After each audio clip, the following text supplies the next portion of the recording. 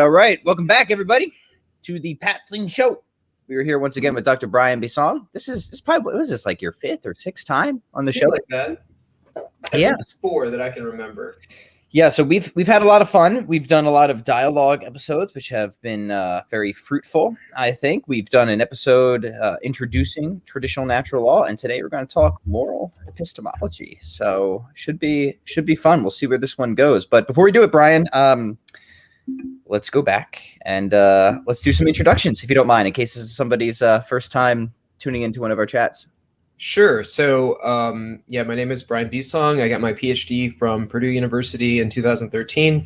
And my first major research project was in moral epistemology. So I wrote my dissertation trying to develop a new view in moral epistemology that I called the prudent conscience view. So we'll get into that today. Since then, my teaching responsibilities, strangely, they don't want me just teaching moral epistemology. So I've taught a lot of ethics, and in the course of doing so, developed text on natural law and have published in related issues since finishing. So right now I'm an assistant professor at Ohio Dominican University, and I teach a variety of classes, introduction to ethics, among many. Yeah, nice. Okay, so the way I would like this conversation to go is maybe we start kind of in the shallow end, and hopefully we can end up in the deep end type of thing, right? So let's start in like the kittiest of the kiddie pools, right? When we say moral epistemology, there's kind of two things that I guess we should try and understand before going in there. One is morality. What do we mean by that? And then the second is epistemology, and then we put those two things together. What are we even talking about, right? What are we after with moral epistemology? Mm-hmm. Yeah, excellent. So moral epistemology, as you've alluded to, is the branch of philosophy that's interested in how we know about moral facts. Mm-hmm. And so I think it's easier to start with the epistemology side than the moral side. But in the course of the one, it'll get into the other. So epistemology is something that most people have exposure to. After all, we use I know, I believe descriptors all the time. And so there's actually some pretty thorny issues in epistemology. So I think how we know is, probably the easiest way to start talking about this is to think about stock cases of knowledge. Mm-hmm. I know that I'm on a live stream right now, or at least I strongly believe that I am. I at least know that I'm in a conversation with you. Okay. And so starting with these stock examples, I know because, among other things, I believe it. It's true. And I've got something to make me believe it, something that would give it what epistemologists call positive epistemic status. Mm-hmm. So what is positive epistemic status? It's a reason to believe, among other things. So that's the easiest way to describe it for beginners, because it's typical that we do have reasons for belief. Now, I just want to, and let me know if you want to go down this road or not, because we've been doing something of a series on skepticism. And radical skepticism, right? Which is a very thorny issue. Now, in one sense, if it's an issue for anybody, it's an issue for everybody. So agreed. In that sense, it's kind of just like maybe we just bracket it off and just like grant like, okay, you're not a brain in a vat in this scenario type of thing. But I don't know. Maybe somebody wants to come in and say, well, hold on, Brian. Maybe you aren't really having a conversation with Pat right now. You say it's true, right? But there could be you could be a brain swimming in some gelatinous fluid, and somebody could be sending electrical impulses into it. And so do you really know that? Now, again, if you just want to be like, let's get on to serious business, skip that, fine and fair. I totally understand. Or if you had any initial thoughts, we can entertain them. Yep. Yeah, actually, the radical skeptical proposal is one of the easiest ways to get at an important contribution that contemporary epistemology makes to knowledge. Mm-hmm. Because, I think if we just think about stock examples, it's harder to make general claims. But when you really push it to the limits, you kick the tires of a theory, it's easier to see where the conceptual boundaries lie. So the so-called founder of modern philosophy, Rene Descartes, posed these skeptical challenges, these radical skeptical challenges in early modernity. And, so he's most famous for the evil demon thought experiment, right, which Hilary Putnam revised or I think he revised it to the brain in a vat scenario in the 1980s, if I'm not mistaken. Right. I love the brain in a vat scenario. I think it's hilarious, wonderful, delightful, and just wonderful. When I look so forward to that day in intro philosophy when I get to do the brain in a vat thought experiment, and students even like tease me after the class is over. They'll see me in the gym or something, and they'll talk about how their brains exploded from these scenarios. So why are these things significant? At least for Descartes, and not to get too historical, because we'll get to the contemporary challenge and the contemporary worry. But for Descartes, the worry about being a brain in a vat was really a worry about the sources of knowledge. So you might think that in order to provide positive epistemic status, I think I was just talking about, a reason can't just be an arbitrary reason. It can't just have any old reason at all for believing something. Any old reason at all can't make my belief justified. It can't give it positive epistemic status. So what kind of reasons will give it positive epistemic status? It seems like they're going to be the reasons that are well supported. Put differently, they're going to be the reasons that we know or have positive epistemic status for believing. Right. So this leads to a chain, and this chain can be problematic. So there's a sort of regress problem that's looming. If it's only the good reasons that can support my belief, and reasons become good because they in turn are adequately supported by further reasons, then we're faced with this issue. How far do the reasons go? Now, contemporary solutions to this, and I'm going to get to Descartes in a second, contemporary solutions to this tend to go in one of a few ways. The Infinitism view, which, as far as I know, is only defended by one or two people. Peter Klein at NYU, if I'm not mistaken, was the only infinitist that I was aware of, at least back in the days when I was interested in these subjects. The Infinitist view is that reasons can actually regress forever, that one can have an infinite regress in one's mind, as it were, regarding reasons. Now, most people don't find that plausible, and so I'm just going to bracket that view. The two alternative views that are more popular are, on the one hand, coherentism, and on the other hand, foundationalism. So coherentism says that those reasons, as long as they provide a sufficiently large, mutually supporting web of belief, are sufficient for positive epistemic status. But differently, you can have circular justification as long as the circle is big enough. Okay, coherentism is not a terrible view. It's certainly a step up, I think, from infinitism. But people are worried about it because just how big does this web have to be?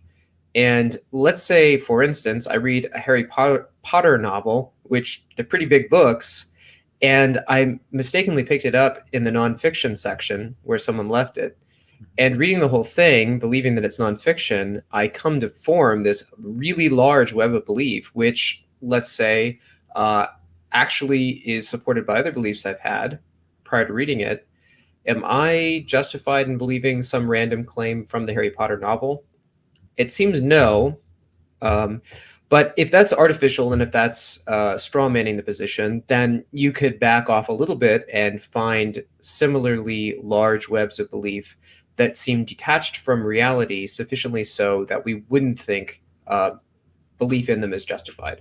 Right. Yeah. All right. So now back to Descartes and the skeptical worry. For Descartes was a foundationalist. And so he endorsed the third of the three basic views that are responses to the regress problem. And the foundationalist wants to say that at the end of the day, you're going to have reasons that are regress stopping, that they end this chain of regress. They're foundational. And so what the real question is what are the nature of these regress stopping reasons, or regress stopping beliefs, or regress stopping factors? And Descartes' argument is that regress stopping reasons cannot be empirical in nature, that they can't be grounded in our experiences, because there are scenarios in which these experiences are subject to worry and doubt, legitimate worry and doubt. And for him, being subject to legitimate worry and doubt is sufficient to eliminate it as regress stopping. Right. Because now you need some support for eliminating the doubt. Right. Now, inadvertently, what he's suggesting or claiming is that to be foundational or to be regress stopping, a belief has to be utterly certain. It's got to be undoubtable. And so that's the reason why empirical claims, which are doubtable, can't be regress stopping. Mm-hmm. So for him, they're going to be the things that could stop regress are rational beliefs that are grounded in a priori or experience-independent reasoning. So for him, the famous cogito is, I think therefore I am, which doesn't come from the Meditations, as many people point out, but it's still a useful summary of his belief. His thinking is not doubtable. It's introspectively accessible to him, and even in doubting it, it seems like he's got to be thinking about doubts. And so for him, that he exists is a claim that's indubitable. Right. Mm-hmm. He also ends up saying that God's existence is indubitable, and he offers a variety of ontological argument. He actually offers, I think, more than one, right, for that conclusion. But that's historical. Right. So he's getting to this foundation, right? Something that cannot be proven, right? But can be supported indirectly because it's impossible to deny it, or it reduces to the absurd or something like that. Kind of like the principle of non-contradiction, right? And there's arguments of whether like that's really what Descartes discovered, right? Was actually the principle of non-contradiction at the end of the day. We put that aside, but that's a claim, right? That we get to something that is so self-attesting in it being true, that it's not something that can be directly supported, but it also can't be denied, right? And then he just like does a big old punt to God, right? Then and he's like, well, if God's with his ontological arguments a perfect being, then a perfect being isn't going to deceive me. But then the problem is a lot of people don't accept that, right? And not just the ontological argument. They might actually accept an ontological argument, but they'll say, actually, no, even if God wouldn't directly deceive you, right? He clearly allows or permits deceptions, right? We have hallucinations, we have illusions. So who's to say you aren't the exception to that, Descartes? Right? Well, and in the problem of evil literature, we've got these cases of so-called gratuitous evils, these evils that seem meaningless and hard to decipher. What reason could there be for allowing them?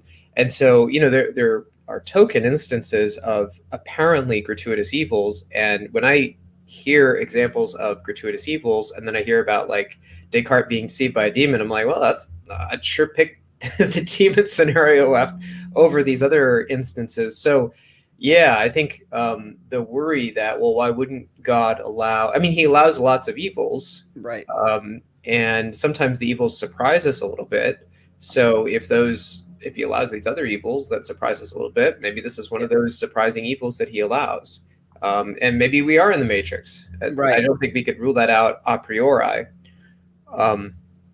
Now, fortunately, in my area of philosophy, in moral epistemology, I'm less concerned about radical skepticism. But I do think talking about radical skepticism allows us to make some important clarifications that are otherwise trickier to motivate. And so one of the issues that I think this illustrates is in the nature of these regress stopping beliefs. So Descartes is an excellent example of what sometimes is called strong foundationalism. And that's the view that what can stop the regress, what can be self-supporting reasons, those have to be indubitable, or they have to reach a very high epistemic threshold in order to do the work that they need to do at the foundations. Mm-hmm. That's strong foundationalism. It sets the bar very, very high for foundational beliefs. And so if something has to be known via a connection or justification ultimately to these really, really strong foundations, it may end up that lots of our ordinary beliefs don't count as known. Right. And so what I would say is that the strongly foundationalist view ends up lending itself to the sort of strongly evidentialist view that you get developing in early modernity. where people are tending to be more dismissive of what was otherwise an intuitive instance of knowledge. Right. So just to give an example of this, right? Like, let's say that the foundation is the principle of contradiction, right? Then then the idea would be like, okay, if you can't demonstrate your claim by showing that its denial entails a contradiction, then you can't really say that you know it, essentially, right? Which is an extremely high bar, because there's no contradiction in saying that I could be in the Matrix right now. Right. Yeah, and basically everything that we think we know. I'm in my office right now. What day is it? It's a Wednesday. These things, none of them we really know, because they can't be derived or ultimately supported by merely the law of non-contradiction. So if that's the ultimate arbiter, is how does it connect up with the law of non-contradiction, then we've got some problems. Right. So this has tended to support an alternative view, which is a more weak or moderate foundationalism, which says, look, this Cartesian ideal of reducing everything to self-evident, indubitable propositions, that's pie in the sky. It can't be done if we are to preserve what we intuitively take to be knowledge. Now, that's not just saying, well, let's dial it down a little bit. It's what it's saying is this. Look, how do we know that things have to be so strong? Well, we rely on intuitive examples of knowledge. But differently, what do I know better? Do I know better that my mom loves me and that it's a Wednesday? Or that in order to be known, something has to be connected to indubitable propositions? Seems like between the two, I know better that my mom loves me and it's a Wednesday than I know that to be known, something has to be connected to or ultimately derivable from indubitable propositions. Right. So this is a so-called Mauryan shift against strong foundationalism, so-called after the 20th century philosopher G.E. Moore. But the idea is, look, if I'm more confident, that is, if I've got a stronger claim to knowing the first set of claims over the second, and I can't have both, I should stick with the first over the second, which means that I've got strong epistemic reasons to back off this kind of strong foundational claim and to allow for foundations that could be mistaken, but which perhaps have reached an epistemic threshold in another way. Not indubitability, but something else. Right. Yeah, this is good. This reminds me of, have you read Mortimer Adler's 10 Philosophical Mistakes? No, I haven't. I know of Adler, and I know people think very highly of him, but I was never exposed to him. All right, then I won't bring it up. He's just got a good section on there of saying, hey, we should distinguish between certitude knowledge and what he calls mere opinion, right? Yeah, so that's good. Yeah, I think I know people have a very high opinion of him, but so he's like Peter Kraft, where it's like Aristotelianism that's very straightforward, very plausible. At any rate, this moderate foundationalism, I think this is the way to go. Another question is, well, what's going to provide that regress stopping justification or regress stopping positive epistemic status? And let's see, is it in the 1980s, there was a paper by Edmund Gettier, and the Gettier paper and the Gettier, the shift that occurred after Gettier was really important for contemporary epistemology. So essentially what Edmund Gettier said is that everyone before me has thought that knowledge is constituted by JTB, justification, truth, and belief. Right, yeah. And so then he gave a couple of counterexamples where you've got someone believing something true, and they've got some justification for it, but the justification turned out to be totally irrelevant to its truth. It was just by accident or happenstance that their justified true belief ended up to be true. So it was these counterexamples for many people made them think that justification wasn't enough, that good reason wasn't enough, that good reason might be a useful heuristic, a rule of thumb for what counts as known, but there's got to be something more going on there. I just historically, I just want to say this isn't like unique to Gettier. Like arguably Plato made the same point, right? I don't know. I think that's plausible. Yeah, at least in his dialogues, because he kind of seems to pose a certain Gettier type of issue, but then like it never gets resolved, you know. Typical Plato, which is Plato. classic Plato, right? Yeah, but, yeah. Okay. But anyways, yeah, we can leave the historical stuff to one side. Continue, yeah. Right. So there's this lingering worry about what counts as positive epistemic status, especially the regress stopping positive epistemic status. And then there's B, Gettier saying, well, look, positive epistemic status can't be merely justification, merely a good reason. It's got to be something more than that. And spurred by Gettier's thought experiments, as well as this shift to a sort of scientific methodology in philosophy, many contemporary epistemologists went externalist. So what does that mean? It means that classically, most people in epistemology thought that whatever would provide positive epistemic status has to be something that you can introspectively access. A reason. I mean, even when I introduced epistemology, 5-10 minutes ago, I said it's got to be a good reason. And as a rule of thumb, that's true. But is it always just a good reason? And is being a good reason merely determined by being connected to other good reasons? And externalists say no, that having this positive epistemic status can actually be something not purely mental, but something that your mind cannot gain access to. So what does this mean? It means that for an externalist, you can know something without knowing that you know it. Right. Why? Because it could have positive epistemic status from something that you are unaware of, that's something that you can't call to mind. So what would be an instance of this? One very early and classic example was Goldman's Reliablism. And so Reliablism says that a belief's having positive epistemic status or justification is a matter of it being produced by a reliable process. And so being the terminus, as it were, of this reliable process, if the process is reliable, it's a justified belief. And so assuming that it's true, it's also known. But I can't tell how reliable the process is. And so I can know that I'm not in the matrix because, when I look around, I believe that the world is the way it seems. And it actually is the way that it seems. And because it's the way that it seems, whenever I form beliefs about the way it seems, they're reliable. Right. And so I knew it. But I couldn't explain how I knew it because I can't get access to the full scope of that process. Yeah. Right. Yeah. Now, why would one thing to say briefly? I failed in my segue.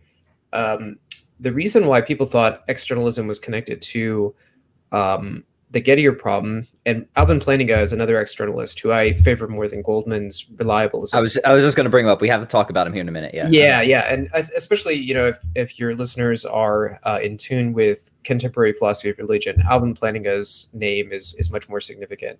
At any rate, so epistemologists were thinking that locating the justification in the mind allows for easier gaps between truth and positive epistemic status.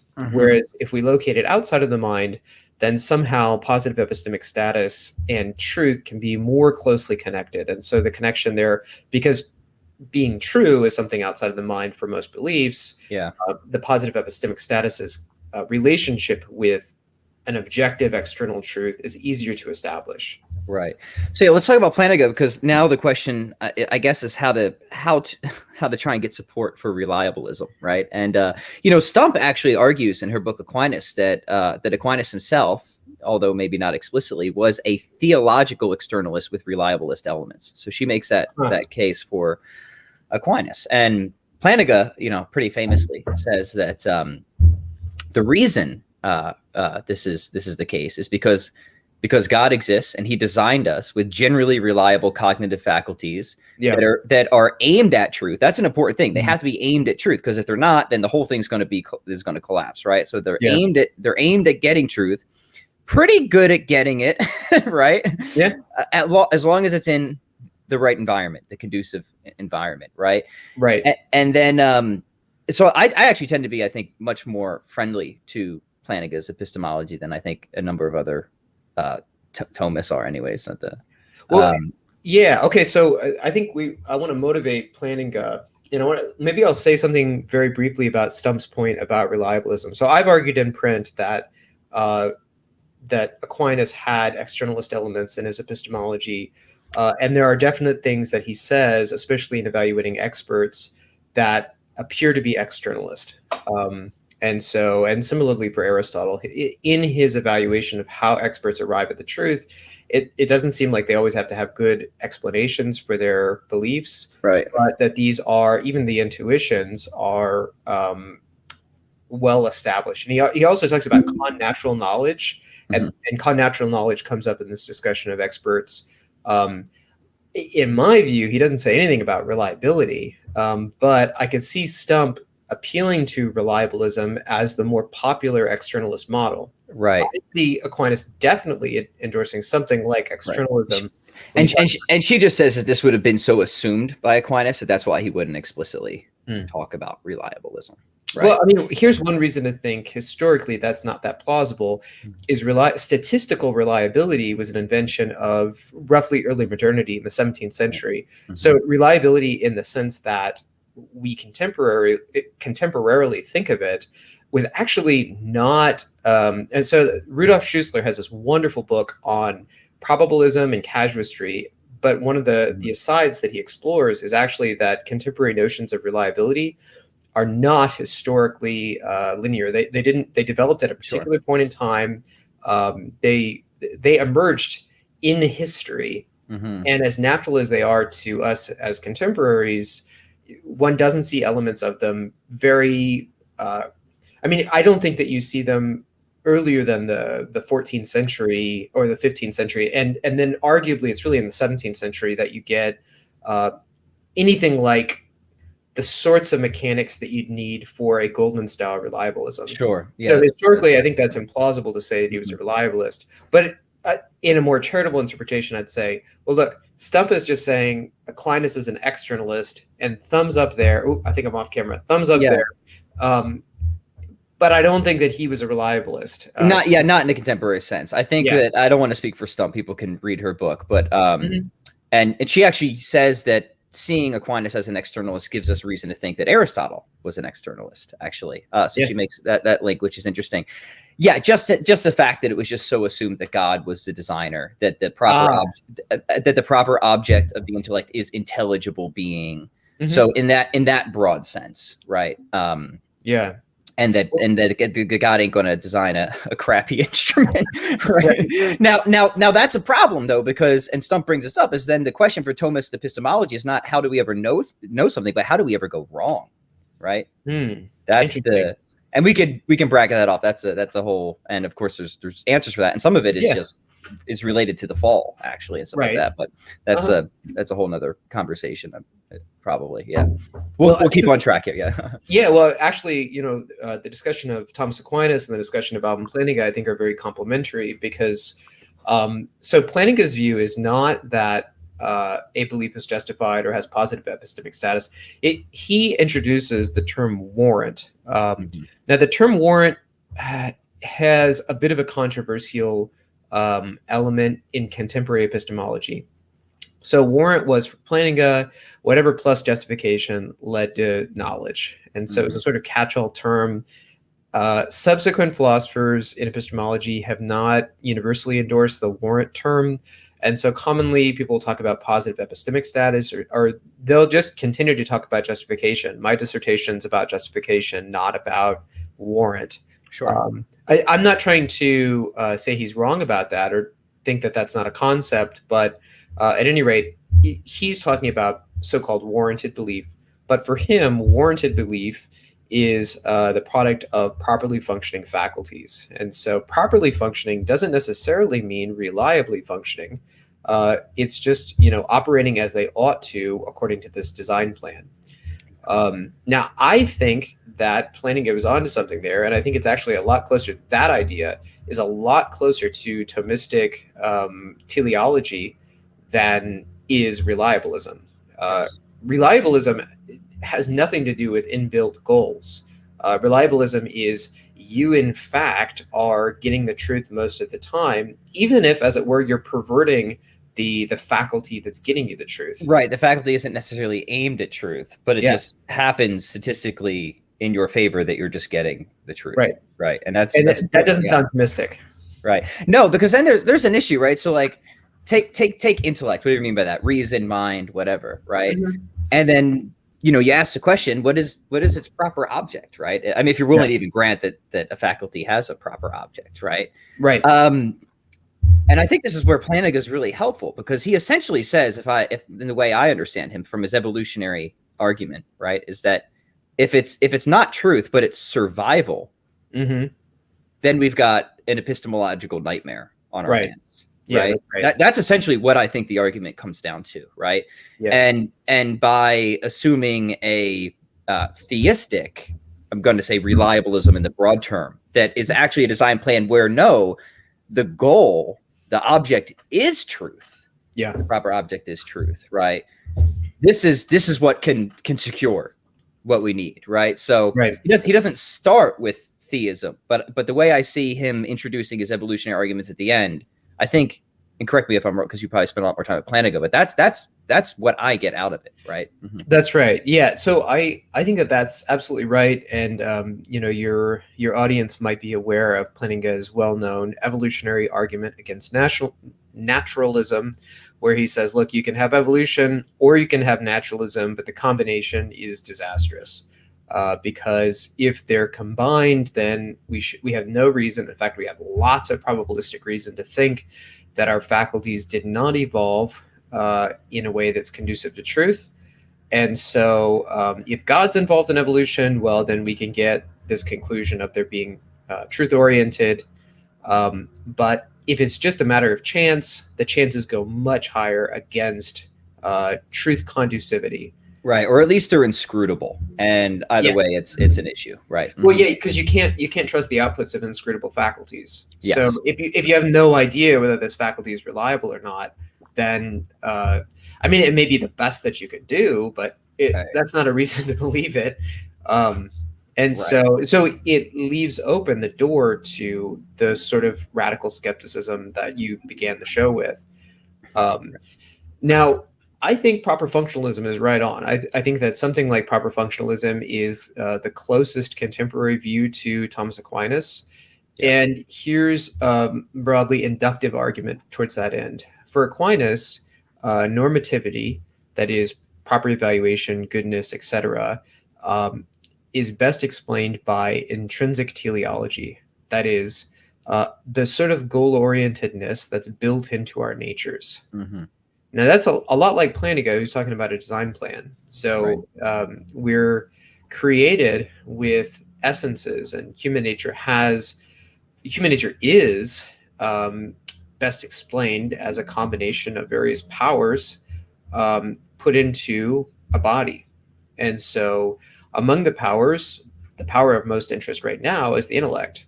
And so the intellect aimed at truth is properly functioning, I'd say, when it's using reason well, etc. Mm-hmm. And when it does that, you've got a sort of positive normativity. You've got proper evaluation. Now, that's not just true. We're not talking about epistemology anymore. We're talking about natural law theory. And so arguably natural law theory across the board says goodness comes from using your appetites towards their end, or satisfying your appetites, using the powers that you have in their natural ways, i.e. towards their natural ends. Right. And so this is the reason why it's wrong to lie, is because, well, I've got this power of communication. It's aimed at revealing the truth. And when I use that appetite, naturally, when I speak the truth or what I believe to be the truth, I'm doing well. It's a good act. And so similarly, back to epistemology, it seems like, well, if that's going to be his account of good action, it makes more sense to think of it also as being an account of, like, let's say, good epistemic status, positive epistemic status. Mm-hmm. When reason aimed at the truth is working as it ought to, you're going to get the positive epistemic status. Yes.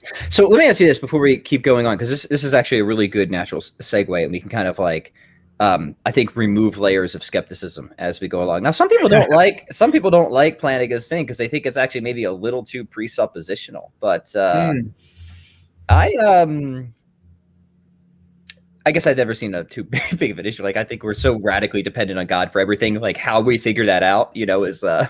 Let me add one brief caveat, which I think is useful, because one of the worries that I have a couple of worries about Plantinga's proper functionalist account as it's put forward in Plantinga's original works.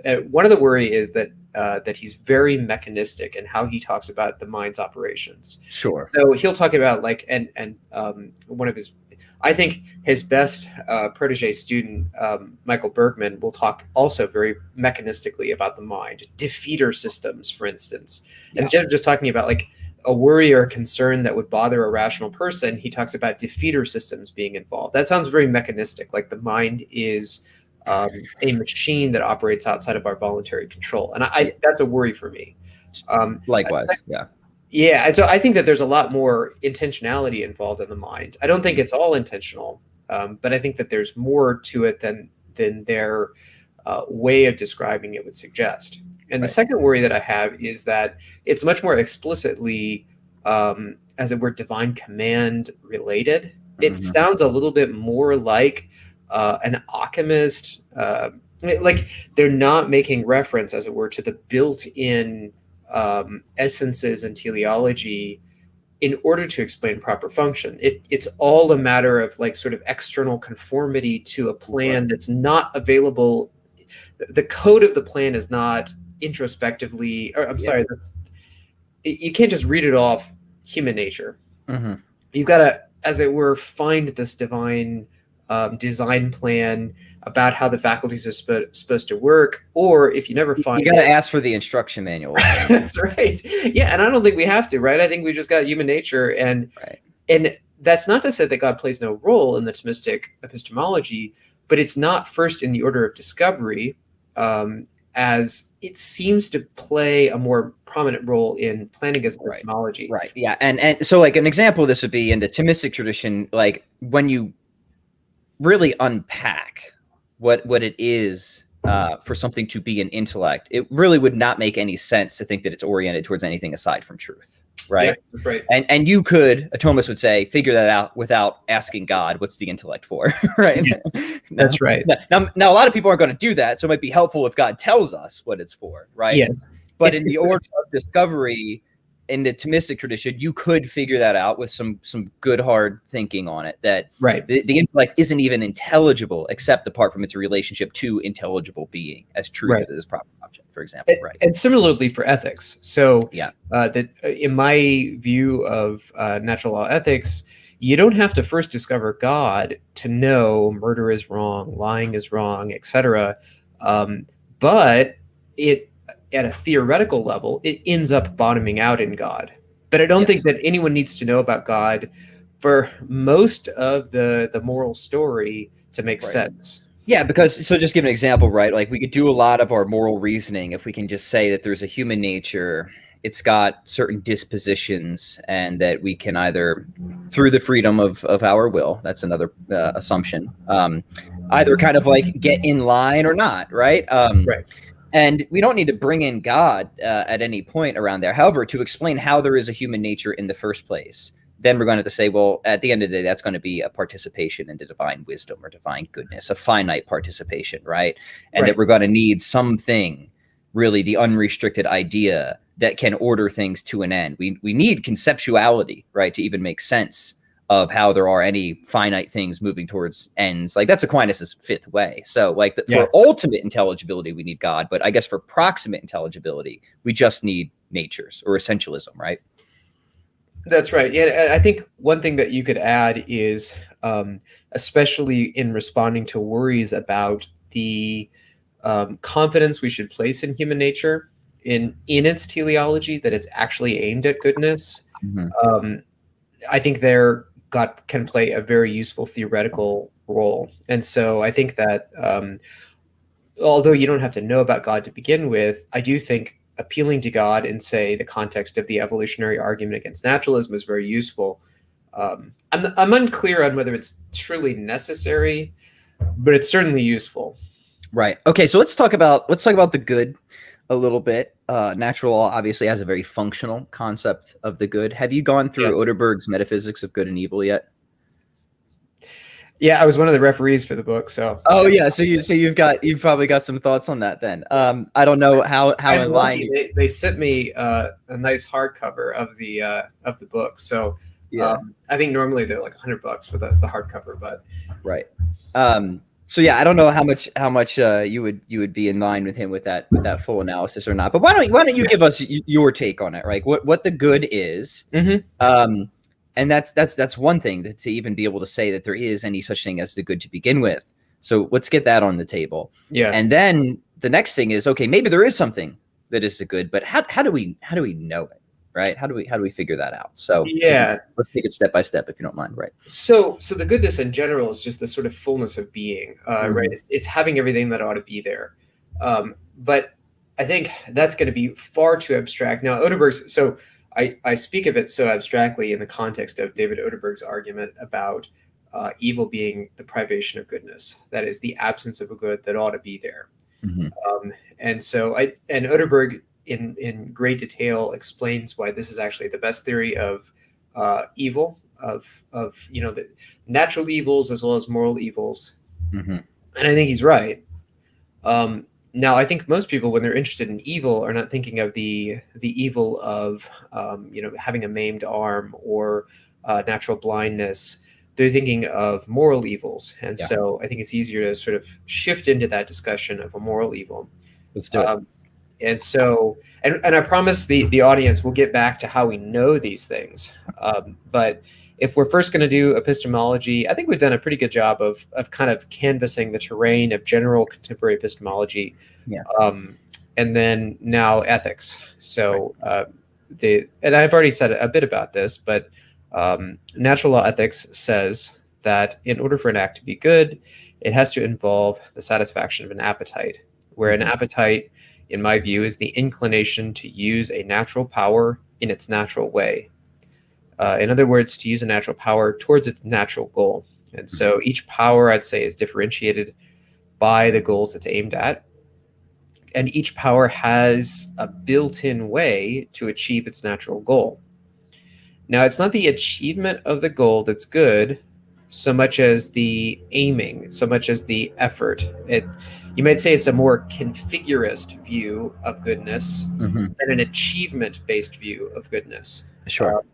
And so, for instance, I could aim to speak the truth, say what I believe, and you totally misunderstand me. I haven't failed. I mean, I should try to make sure that you understand me, but we all know that, failures happen. Yep. And the failure is not so much a reflection of wrongness on my part. What was good is that I was satisfying my appetite of communication. I was trying to, speak what I believe. Yeah. And so natural law takes good for you. It's good for me. Yes. And sometimes it could be good for you to be deceived. The so-called Nazi at the door is bettered by the deception because they're unable to, they don't have the opportunity to act on the evil that they would be inclined to act on. Yes. But so more generally, we've got these appetites, and they're the core of our being, or these powers that are built in by nature.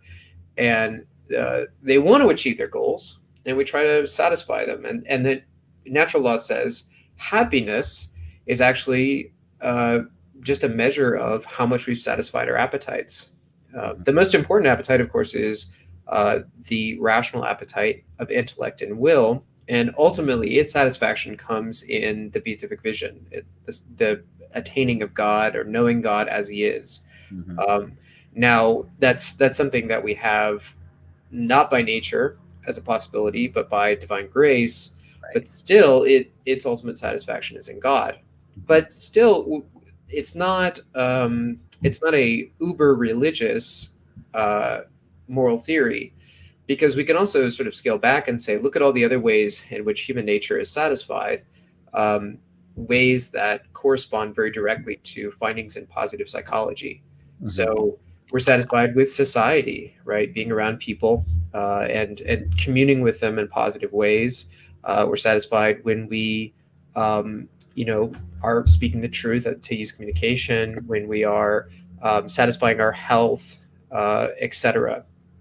So natural law takes goodness to be this measure of how much we are satisfying human nature. Mm-hmm. And we talked about this before, but it would be easy for me to skip over some clarifications.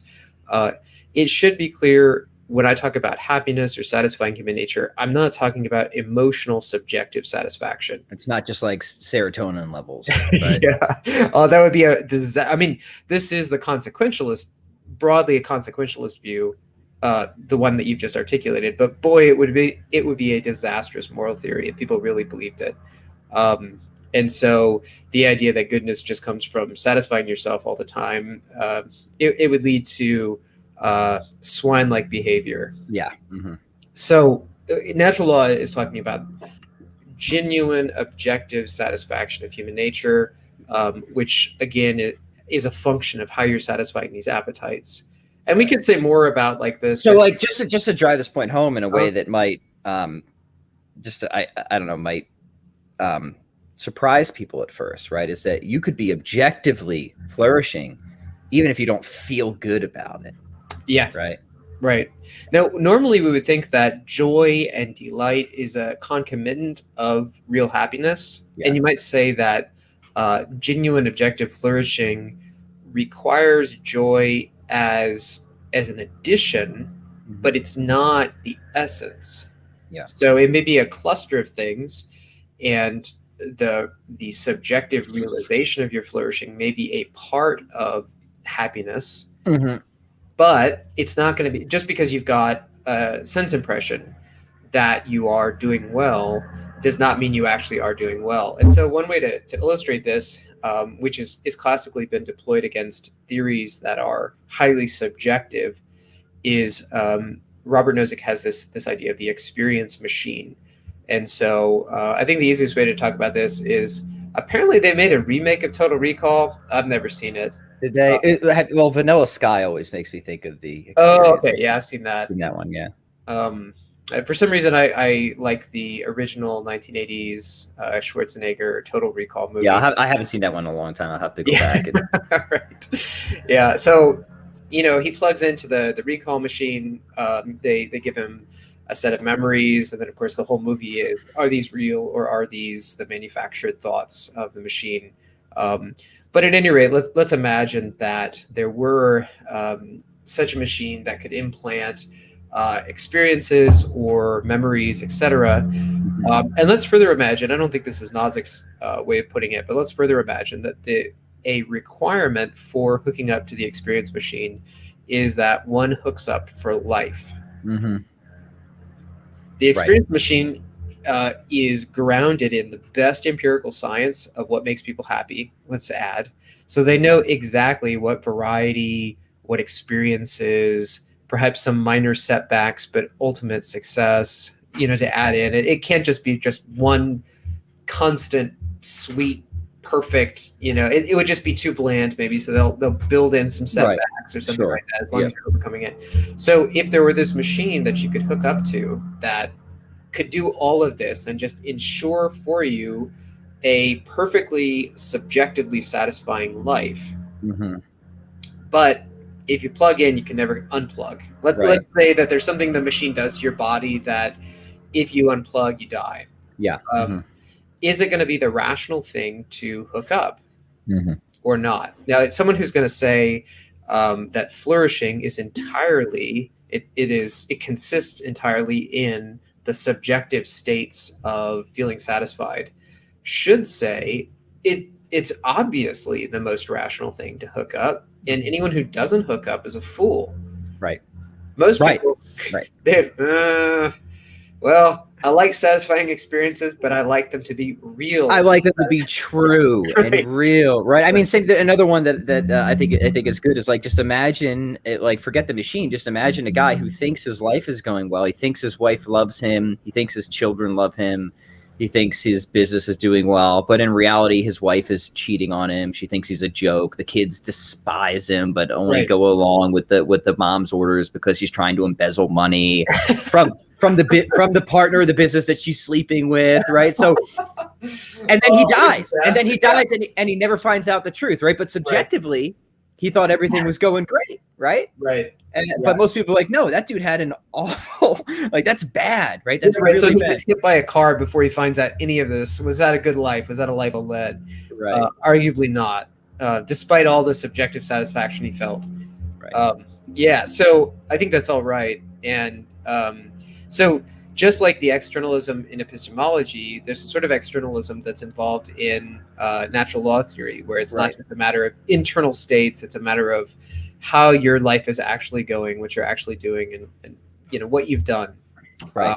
And so, the natural law theory, I would say, is separate. I think this is it's a wonderful theory. It's more plausible than any alternative, and it provides a very comprehensive explanation of every intuition that we have that's well grounded in morality.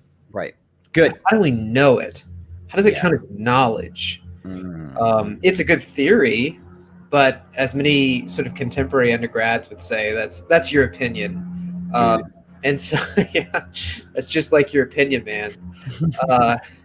So how does it count as known rather than just mere opinion? And for this, I think you have to take a further step back, start talking about epistemology again, very briefly.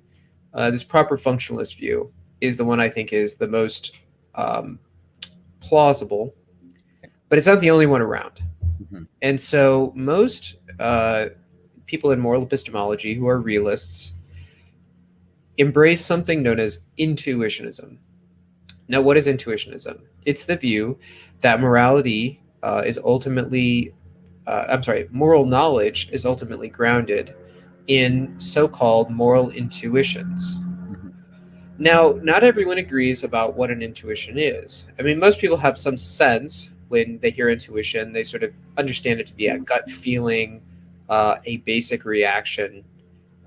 In moral epistemology, intuition is going to be more propositional than just like a hunch or a gut feeling. And so an intuition in moral epistemology will take as its object a proposition. And I'll just focus on an easy one. Slapping a baby for fun is wrong. I've never found someone who disagrees there, at least publicly and willingly. I'm surprised, actually, but not even like one edgy freshman. Not even one. No, even with the edgy freshman, that's the one that shuts him up. Yeah, you really struggle to find something that is no one's going to have some qualm and qualification. And I mean, I suppose that some people have been like, "What if it's crying a lot?" Or I've told you a story about how I told you a story about how my first ethics professor was a strong form moral relativist, though, right? So. I'm not going to rehearse that now. Maybe it'll become relevant later, but she would have been the one. Yeah, they're out there. But the thing is, of course, she didn't really, right? So it was just constant performance contradiction, right? So she'd espouse her strong form moral relativism, at the first half of the class, and then condemn all these political positions the second half of the class, right? So. Yep. Right. That's and even so, I think that one of the contemporary, not innovations, but insights is that normativity is not contained. It's not like sort of sequestered off into moral normativity, epistemic normativity. I think we need unifying theories in philosophy. And I think that there's been insight in contemporary discussions that the more we've got a unified discussion of normativity, the better. What is normativity? It's like you ought to. Now, you ought to sounds moral, but think about rational normativity. You ought to believe what the evidence tells you, let's say. Well, is that a moral claim? Kinda. It's a normative claim. Right. That's for sure. And if we could have one theory that explains all normativity, that'd be best. So if she's going to be full board relativist about moral normativity, shouldn't she also be full board relativistic about epistemic normativity? You ought to believe whatever you want, and then how can she even make claims favoring epistemic normativity, moral normativity? I mean, once you introduce the relativism into one area of normativity, it seems to either spread or you have to make a sort of special pleading case for the moral realm being unique. It also made me just feel very uncomfortable in the sense that not only do I think it's absurd and self-defeating, but I mean, she could just give me an F for any reason whatsoever, and like, I've judged you. Yeah. and there's no appealing. Right. There's no appeal. Like, I don't know, man. Anyway, let's come back to the. We can talk about relativism later. I don't think it's a serious position. So let's come back to the point about intuitions. Yeah. Yeah. Okay. So intuitions are these. They'll take as their object propositions, but you're going to get different accounts of them. And I would say I have my own account, but I'm not going to start with my view because it's. As far as I know, I haven't convinced anyone except close friends to adopt my view. I think it's right, but. But the normal views in moral intuitionism are going to be epistemically internalist. Earlier, I talked about externalism, but I didn't add in what is internalism. Internalism is going to be the view, unlike externalism, that whatever does the justifying, whatever gives something positive epistemic status, it's got to be introspectively accessible. You've got to be able to call it to mind as part of the explanation for how you know this. Sure. And so most in generally philosophy, their externalism has some favor. Within epistemology, internalism kind of rules the day. It's not universal, but internalism seems to be a stronger view, if I'm remembering right from the Phil surveys results. So the internalist view is going to be for intuitionism, either that, and I'll start with the most popular and then go to the less popular and then to my own view, which I don't want to rank it as very unpopular, but it's just sort of niche. So the most popular view is developed by Robert Audi, who is a phenomenally influential philosopher who's written in a broad array of topics. And I think he got his start and his biggest influence in epistemology. At any rate, for him, to be an intuition is to be a self-evident moral proposition. And so a self-evident proposition, if I'm remembering right, is the sort of proposition where understanding it is sufficient for justifying belief in it. So if you believe it on the basis of your understanding, you're justified. Now, that's going to count as relatively few moral propositions. That is, where merely understanding the proposition is sufficient to justify your belief in it. It's also the most popular view. And so what would this look like? I mean, I guess maybe you'd want to say something like a conceptual containment. Slapping a baby for fun is wrong. Maybe he'd want to say that's self-evident insofar as wrongness just seems to require not selfishly giving other people pain. Something like that. It's easier when you focus on intuitions of a more general type to see the self-evidency part. But self-evidency also seems to harken back to that kind of strong foundationalism we talked about at the beginning.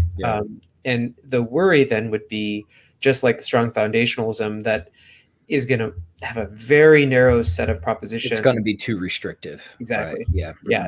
And so that's going to be a big worry for an Audi-style intuitionism. It is the most popular view out there, and many people have been influenced favorably towards intuitionism precisely through Robert Audi's work in this area. So I don't want to be dismissive of it, but at the same time, it's not my view. Sure. Now, and certainly just because something is popular these days in academia, let's just say that doesn't have a whole lot of sway on my thinking. Yeah, absolutely right. Although what I would say is that in this particular area, we're talking about people who I think have pretty reasonable views, and so it's not. I don't want to bash some departments. It's not holding sway in the loony bin areas of philosophy or the humanities. These are going to be people who are moral realists, who are serious about ethics, people who generally are like, I read their books and I don't read their books with the super critical, let me find all the errors. I read their books for influence, inspiration, and to actually get something out of it, right? Yeah. And this is going to be the group that has been most influenced by Audi. So the group that's been influenced by him, I think, is a fairly trustworthy group, but it's still not my view. I've got some qualms with that perspective. In the last 10 or 15 years, there's also been a new view. It's sometimes called dogmatism, sometimes called phenomenal conservatism. And so I think the guy who popularized it, although he did not invent it, as it were, is Michael Huemer. And so Michael Huemer's view, he calls phenomenal conservatism. And basically, the idea is that the way things seem give you prima facie justification for believing, what things seem like. And so ultimately, every instance of justification is grounded in seemings, or undefeated seemings that have nothing to conflict with them. Right.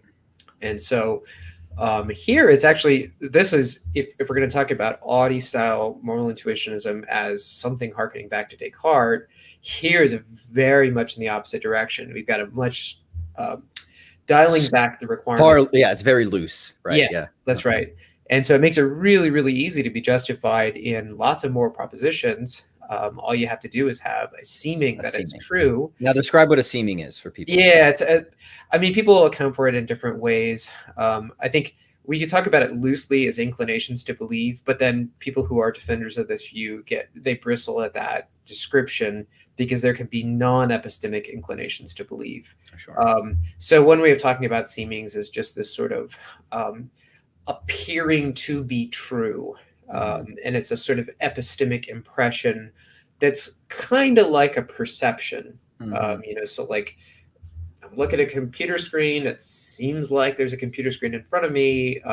And there's a similar seems like to arithmetical propositions like 1 + 1 = 2, and a similar epistemic seeming to, murder is wrong. Behaviors, right, yeah. So that, I think, it's a useful, precisely what the character of seemings is. There's some interesting debate, and this has been a relatively hot topic in contemporary epistemology, is seemings. There's been a lot of movement favoring seemings as a real epistemic constituent, and then the question is like, which seemings, why, what are their character, that sort of thing.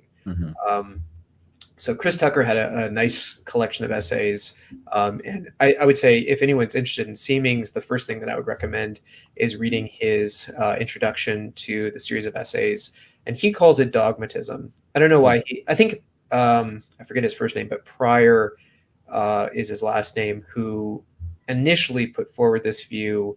I think Pryor had called it dogmatism, and so Tucker sticks with that title. But dogmatism and phenomenal conservatism are essentially the same view, and it's all in seemings. Cool. Now, seemings are introspectively accessible, so it ticks off the box of an internalist who wants something that they can call to mind to know why murder is wrong. Sure.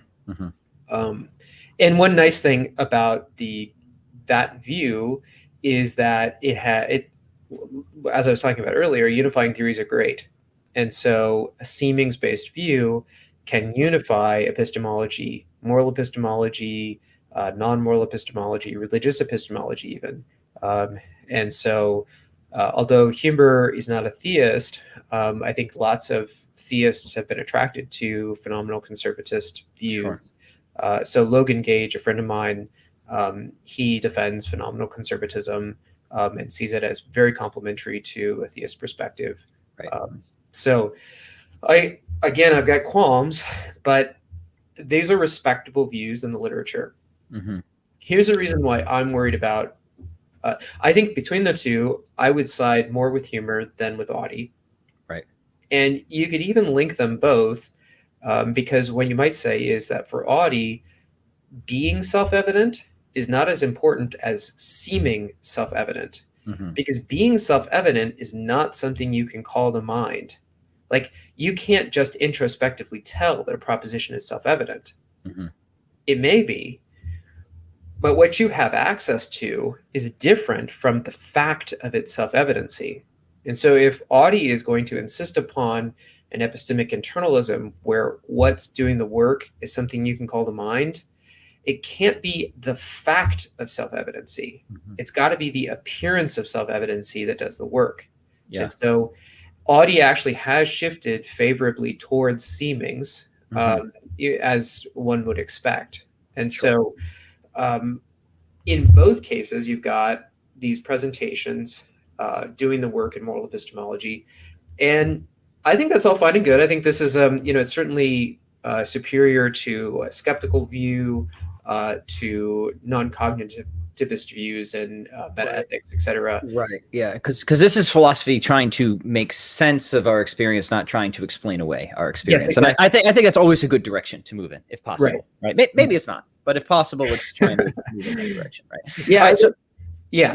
No, I was just going to say, so the question that you're answering here, and I know, and gentle listeners, be patient with us because this will all connect, and these are the types of conversations that we like to have. Like we started in the kiddie pool. We're kind of like in, I don't know, we're not in a deep end yet, but we're getting there. Yeah, we're moving there. So the question we're trying to answer is how do we know natural law is true, and you're getting us into these different I guess branches of intuitionism, right? Yeah, that's right. So cool. Just kind of like help people refocus on the question, the general question we're trying to answer, right? Yeah, and so yeah, focusing on that general question, how do we know that any moral proposition is true at all? How do we even know the basic stuff like slapping a baby for fun is wrong? The most prominent, compelling answer I'd say is this intuitionism, which sounds bad. It sounds like, oh, you just sort of close your eyes and hum and maybe touch the. You just care about feelings, not facts. Right. Yeah, that's right. Kind of what it can sound like. Yeah. Yeah. And so, and that's not the case. I think the idea is that in intuitionism, there's a recognition that a Cartesian indubitability criterion is too strong. So you've got to back off. And then what's going to be the most plausible, suitable alternative? And Michael Huemer has actually wrote probably one of the best books in the last 20 years on skepticism. And his basic response to skepticism is this seemings-based view.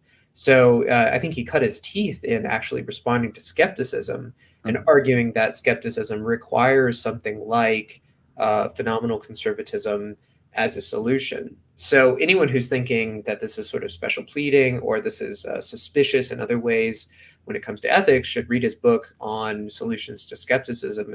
And I think it's going to push in favor of something a lot closer to the views that we're saying, not just trust your feelings, but on moral skepticism, particularly he's talking about. Yeah, that's right. Yeah. Anyone who thinks, because I think that there are, especially people who are sort of half philosophically informed, but they get their philosophical formation in the highly dismissive sort of new atheist perspective. And, the intelligentsia of the scientific world tends to be very dismissive of philosophy. And so they might hear intuitions and be like, look, I like facts, man. All these intuitions, that sounds just like, I don't know, humming.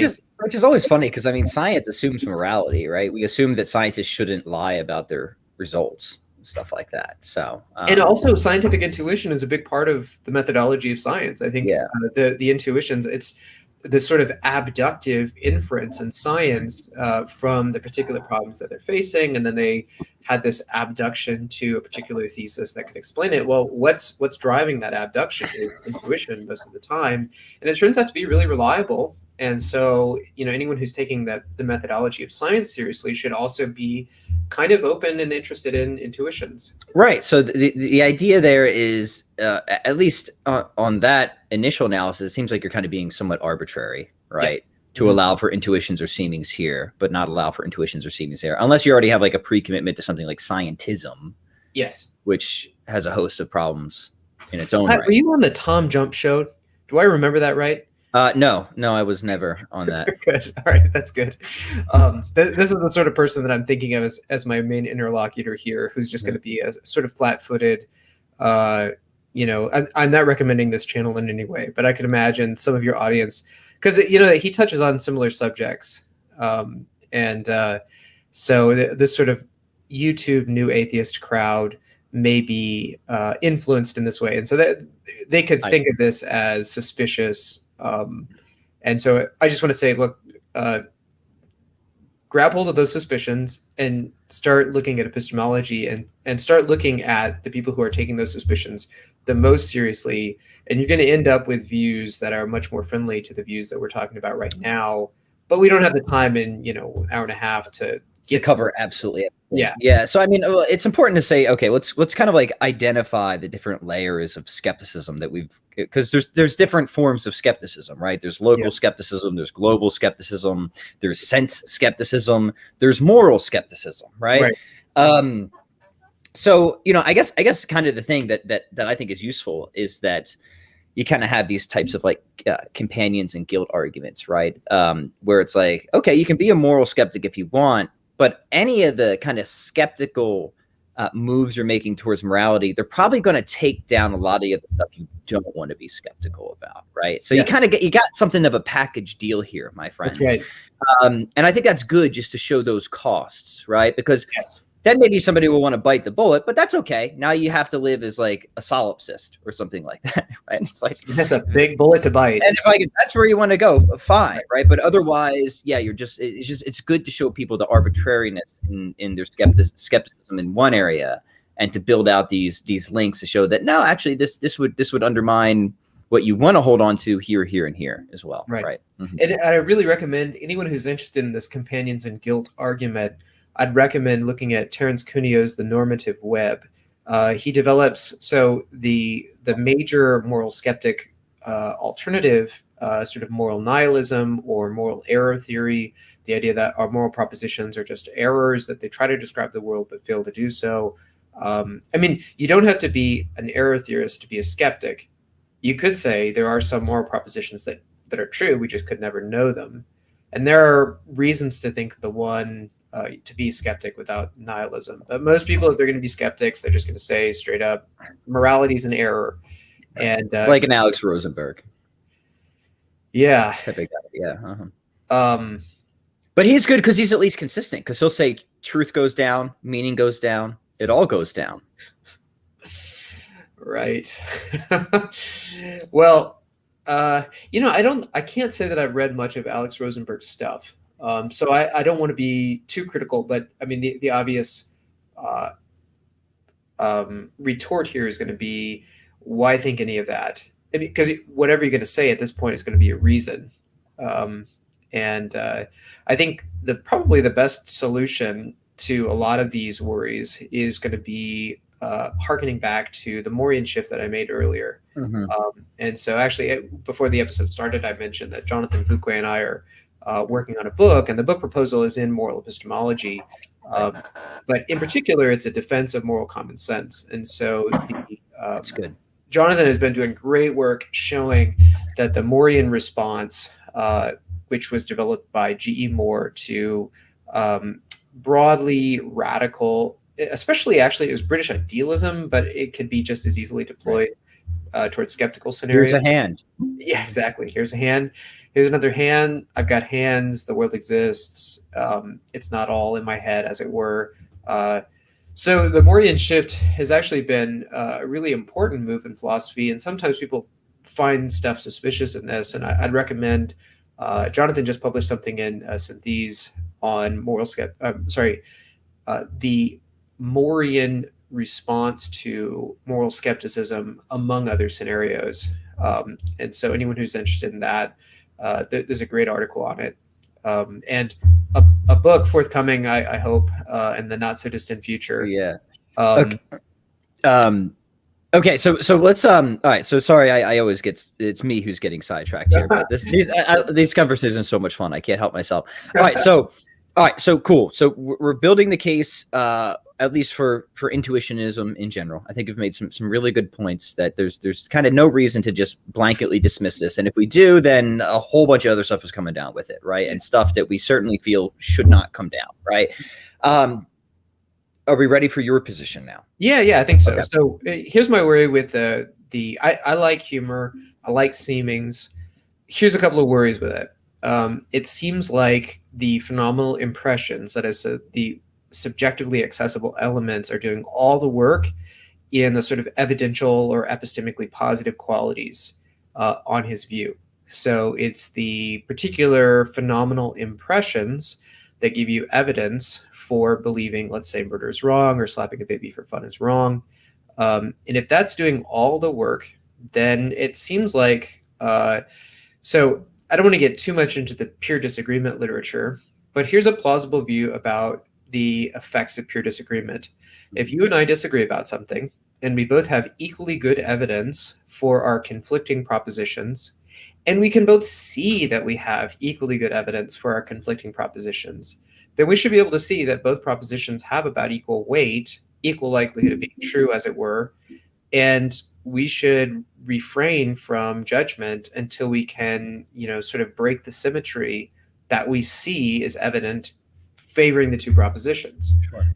So if all the epistemic work is in the sense impressions, it seems plausible to say that there's going to be pure disagreements where you talk enough to know that this person is a relative epistemic peer with you, who also holds to a divergent moral view from you, and who, in support of that divergent moral view, has in favor of her proposition just as much seeming or phenomenal qualia as you do. Mm-hmm. Everything is weighted about the same, and you can find no sort of non-question begging reason to find your own original proposition to be epistemically superior to hers, and yet they both can't be true. Mm-hmm. If all the work is done on the phenomenal side, it seems like the evidence is equally good, and you should refrain or suspend judgment. Right. That's a problem, I'd say. I think that makes it too easy to defeat moral knowledge through disagreement. Mm-hmm. And it's not just that. Here's a couple of other cases where it seems like the seemings-based view, the seemings-only view, gives us the wrong result. Mm-hmm. It seems like there are people, and I think we all will think of at least one person that stands out as being an exemplification of this, who whenever they feel something, they feel it very, very strongly. They don't get small reactions to things. Their volume is up to 11. And so you could just imagine some sophomore undergraduate who's been utterly convinced that she should be a vegan. And although she was just eating meat 6 months ago, she now feels like veganism is so morally superior to every other view that she can't understand anyone's perspective who disagrees with her. So it strikes her, at volume number 11, that eating meat or eating factory farmed meat is monstrous.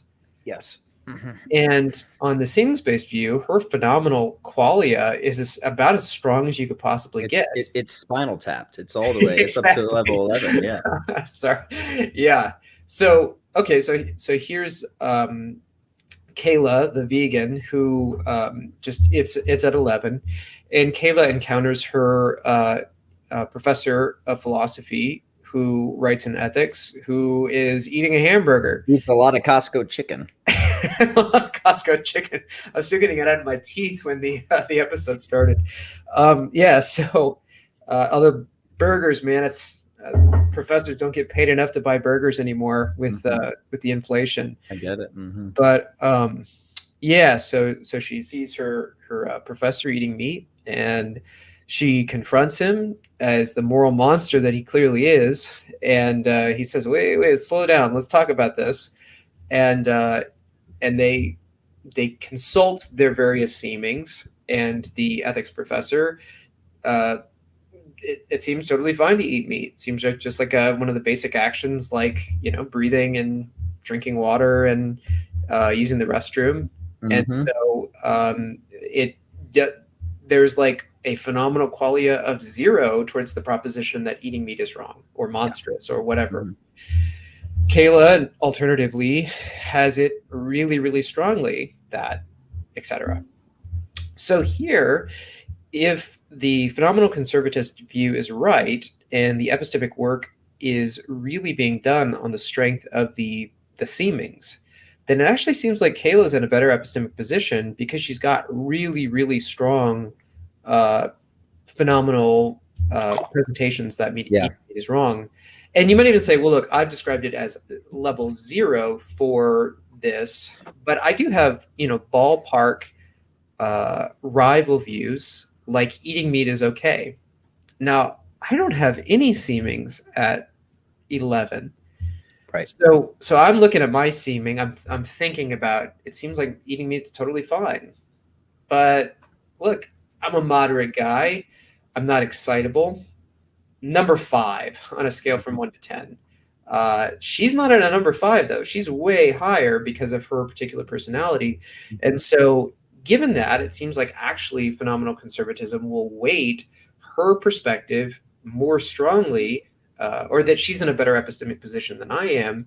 Right. And unless I have special reason to think that my phenomenal presentations are epistemically superior, then actually she's in a better position and I should defer to her better judgment. Yeah. Now you might say, well, look, I'm an ethics professor. I've thought about these things a lot longer than she has.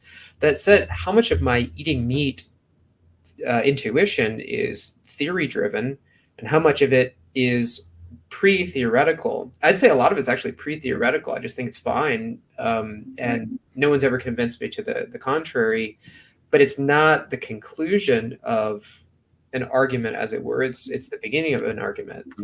And so who am I to say she's not a peer with me on the pre-theoretical front of these basic intuitions? Sure. Okay, so there's 2 cases where the seemings alone don't seem to be doing the work, and one more case that gets us back to Thomas Aquinas, and that's moral expertise. So it seems like moral expertise can sometimes be driven by arguments, not always. And so, I find myself consulting with other people all the time, especially for a sort of second opinion about my actions. I'm worried this is bad. Oh, maybe I should have not done that.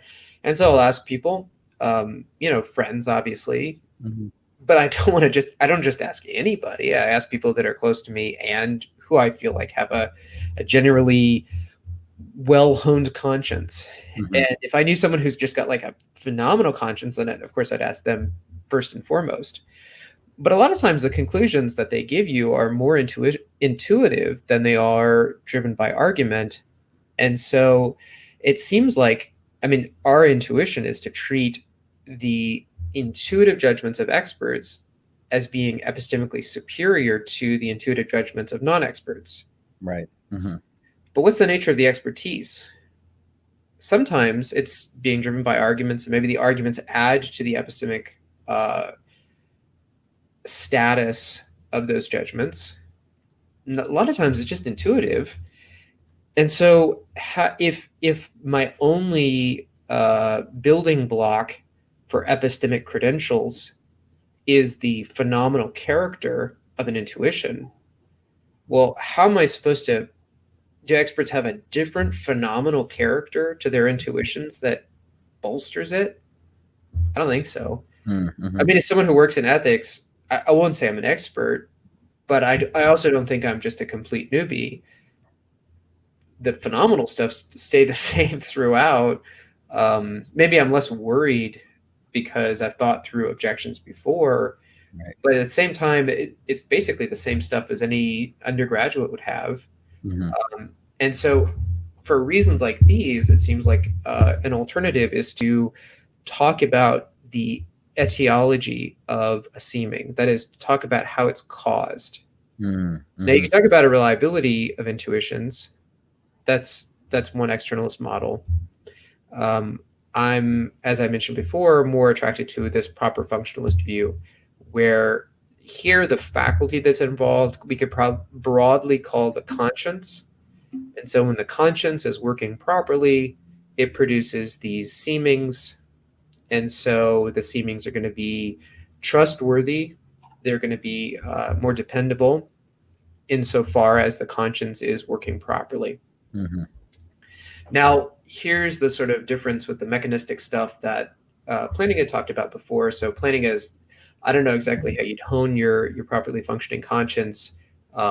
In my view, the way that the conscience is formed to function properly is via the development of the virtue of prudence.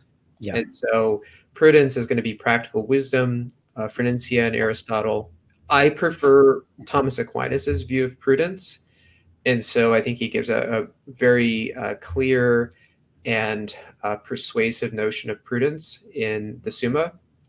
And so, but look, anyone can be attracted to this prudent conscience view and could bring to the table alternative views of prudence. with the concession that what's doing the work is that whatever faculty is bringing forth these intuitions can be formed via practical wisdom. And the more it's formed, the more justified those seemings would be, or put differently, the more those seemings could confer justification. Right. Yeah. And that makes a lot of sense. So just, I don't know, maybe we could give an example of this, right? It seems like you could boost a seeming by getting certain facts wrong, right? So I might attribute to certain animals qualities that aren't actually there, right? I might project qualities on animals that might only be qualities of people, for example, and boost a seeming significantly because of that, right? Yeah. But so that doesn't totally show that seemings are wrong, because a seeming is I would argue telling me something right? Yeah. But I've made a factual error. I've made an error of judgment, in a sense. How does that fit into what you've just talked about? And do you think that that's correct? Yeah. So dogmatists, as it were, are also interested in this worry, and so I think Tucker calls this cognitive penetration of seemings. Mm-hmm. And so how much it doesn't seem like seemings are totally standalone. At the same time, the whole point of them is that they could be regress stopping. Mm-hmm. And so they're not standalone in this sense. They do seem to be influenced by other propositions that seem true to us. Like if I believe that, for instance, pain is the ultimate arbiter of goodness and badness, and animals suffer lots of pain, it's my sort of broadly utilitarian first assumption that pain is so morally significant that's going to significantly boost this judgment that I should never eat meat, never eat farm meat. And so dogmatists are broadly concerned with this. I think that the prudent conscience view has a little bit more room to talk about the formation of those intuitions, because you should be reflecting on the truth, right? If you've made an error in judgment, it can influence if errors in judgment are commonly attributable to failures of the virtue of prudence. And so the more prudent you are, the more circumspect you are, the more you're interested in these possible errors, and the more you're alert and attuned to them. And likewise, that fallibility can make you back off the strength of your judgment to some degree. Alternatively, when you've been as circumspect as possible, you've been as cautious as you could possibly be, and the conclusion of your judgment is X, you can be appropriately more convinced that X is true. Yeah. And so I think the prudent conscience view has a lot of room to talk about errors in judgment as being failures of prudence, and correspondingly justification dings that do make the resulting intuition less justified. I'm not going to say they're unjustified, but it's not nearly the same as like an expert judgment. Right. Excellent. Hey, do you mind if we take 5? I've had a lot of tea throughout this conversation. So, and I've got a lot more I want to cover. So let's do this. I will pull us off the stream. We're going to keep the stream going. Cool. Give us like 3 to 5 minutes. Sounds good. We'll refresh ourselves, and we'll be right back, gentle listeners. So, all right, cool. Okay. All right, see you in just a few. Yep. Sounds good. People can look at an alpaca in the meantime.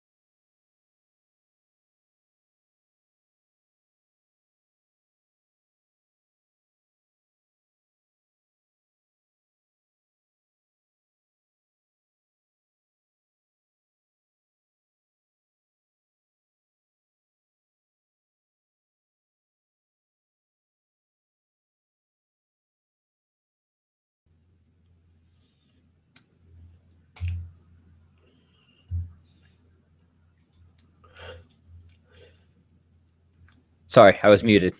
There we go. Good. We're back. Yes, this iced tea, it'll get you. All right, so this is really cool. This is a really great conversation, as it always is. So, thanks. So, all right, are we ready to start kind of like tying it back into natural law at this point? Then there's one kind of like more further layer. If you're busy, you got a jet, we can do a part 2. But there's one further layer of skepticism I would like to try and peel through, which is essentially it's a common objection, right? Is kind of like, I guess, some of the details of normativity and natural law. Like, hey, it seems kind of like to give a bizarre example, but this came up the other day, right? That whatever, okay, so let's just say somebody's willing to grant essentialism, right? Things do have essences and aims, teleology, but maybe they're skeptical about how much we can know about that, right? So we kind of think that a dog should have 4 legs, but maybe something weird happened in the course of history. A meteor struck and a bunch of radiation flew off, and dogs are actually supposed to have 3 legs, and the 4th leg is actually a defect, right? Right. You see what I'm saying, right? So so maybe it was like maybe essences and teleology is there, but how can we really know what the norm is, right? What the right thing is. So we don't have to get into that right away, but I want to put that on the table because to me that seems kind of maybe the last move we have to make for natural law. But okay, so I think actually it's useful to start with moral epistemology as a defense of natural law theory, because I think that the classical Thomistic tradition has insisted dogmatically on starting with the metaphysics, starting with teleology, etc., rather than having teleology come in the middle of the discussion or afterwards. I'm not a fan of starting with the metaphysics. I think the metaphysics are very important. I don't think it's the right place to start. Right. And so I think the right place to start is really to think about intuitions and to think about the intuitions of moral experts. So natural law theory, as you can probably tell, I'm a big fan of intuitions. Intuitions, in my view, are a starting point for moral theorizing. So they are the starting point, not metaphysics, I think. So what does that mean? It means that, look, I start with a variety of moral intuitions, some stronger than others. And over time, with reflection, with experience, and in consultation with other people, I find that some of my moral intuitions stay and they become stronger, and some of my moral intuitions strike me as the naive byproducts of youth or inexperience. And I think that this is characteristic of the human experience in morality. So intuitions can't be the start and finish of the story of ethics. If they were, then it'd be a sort of chaos. Right. And so I think that they begin the moral theorizing discussion in this way, that our best moral intuitions are cohesively unified by the right moral theory. And so what I mean by our best intuitions are those intuitions that survive the rational scrutiny, the moral reflection of experts, etc. They are going to be Sorry, I was distracted. You were. I know I was phasing in now. That was weird. Yeah. At any rate, so these moral intuitions, I think, are cohesively unified, and that principles will explain them. And so the order of inquiry, I think, starts with the intuitions, not with metaphysics. And so the intuitions, I think, natural law makes the best sense of our best intuitions. And I want to say that again. Natural law makes the best sense of our best intuitions. That's good. And what I mean by that is that sometimes people will have intuitions that conflict with natural law conclusions. Here I'm thinking especially of natural law's conclusions on lying, on sexual ethics, and their intuitions will lead them to reject natural law theory. I'm going to say those are not our best intuitions. Why do I think that they're not our best intuitions? Well, if you look historically, these are not the most common intuitions. Historically, absolute prohibitions on lying have been extremely common among moral experts, on the one hand. And similarly, the sorts of moral sexual intuitions that many people, especially in the contemporary West, have are a unique aberration of roughly the last 60 years. And so the particularities of our contemporary Western view on what's allowable in the bedroom, as it were, would be shockingly deviant to most people from most cultures for most of time.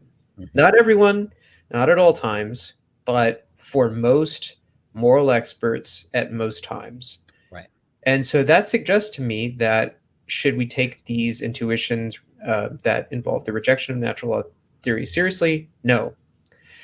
But that doesn't mean that I'm opposed to intuitions. I just think that they should be the best intuitions. That if we form a moral theory on just the first intuitions, we're going to come up with a bad moral theory.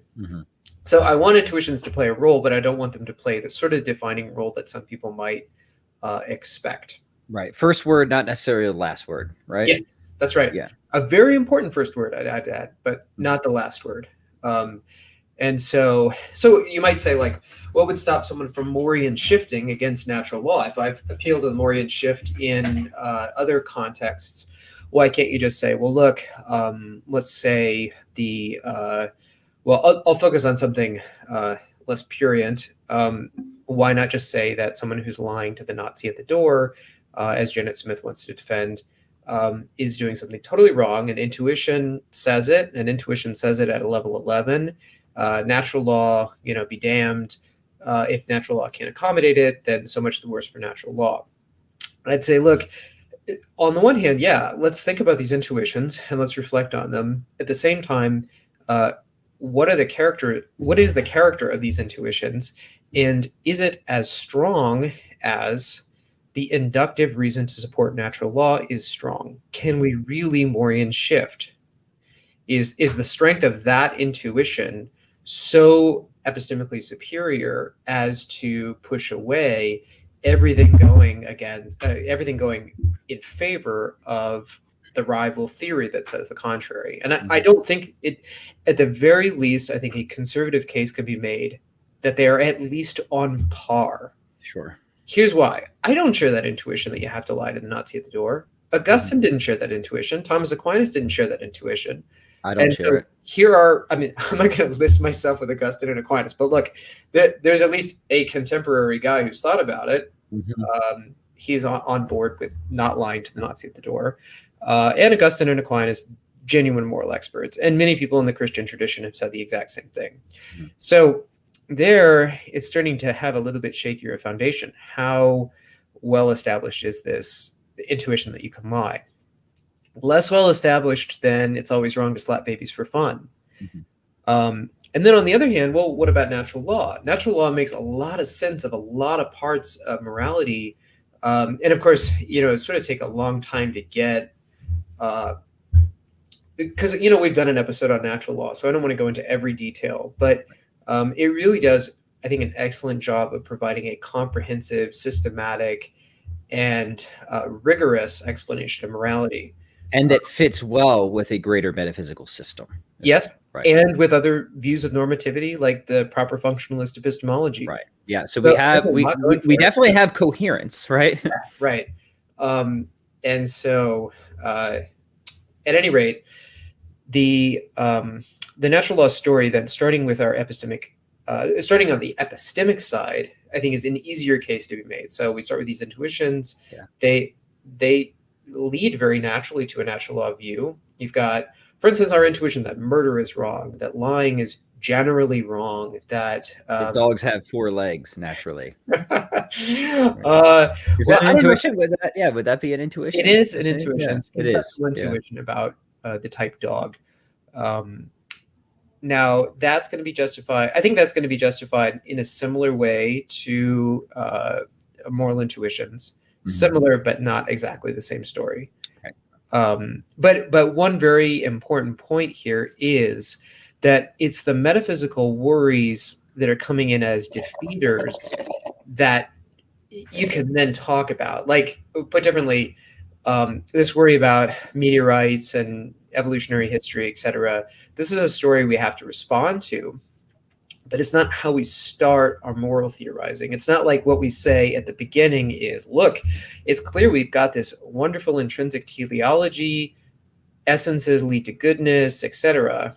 And so therefore natural law theory. I'd say rather it's these moral intuitions that are about as strong as they get. Mm-hmm. And then when you start theorizing about them, the best explanation that comes forward is a natural law theory that unifies them, that explains them.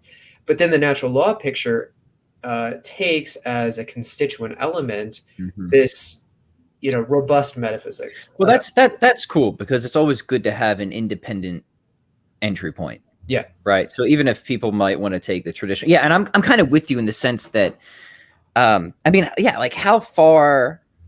I think you can give arguments to show that you kind of have to be committed to essentialism in teleology, right? On some level, right? Because like if everything's a projection of the mind, there's no essences. Well, does that apply to the mind?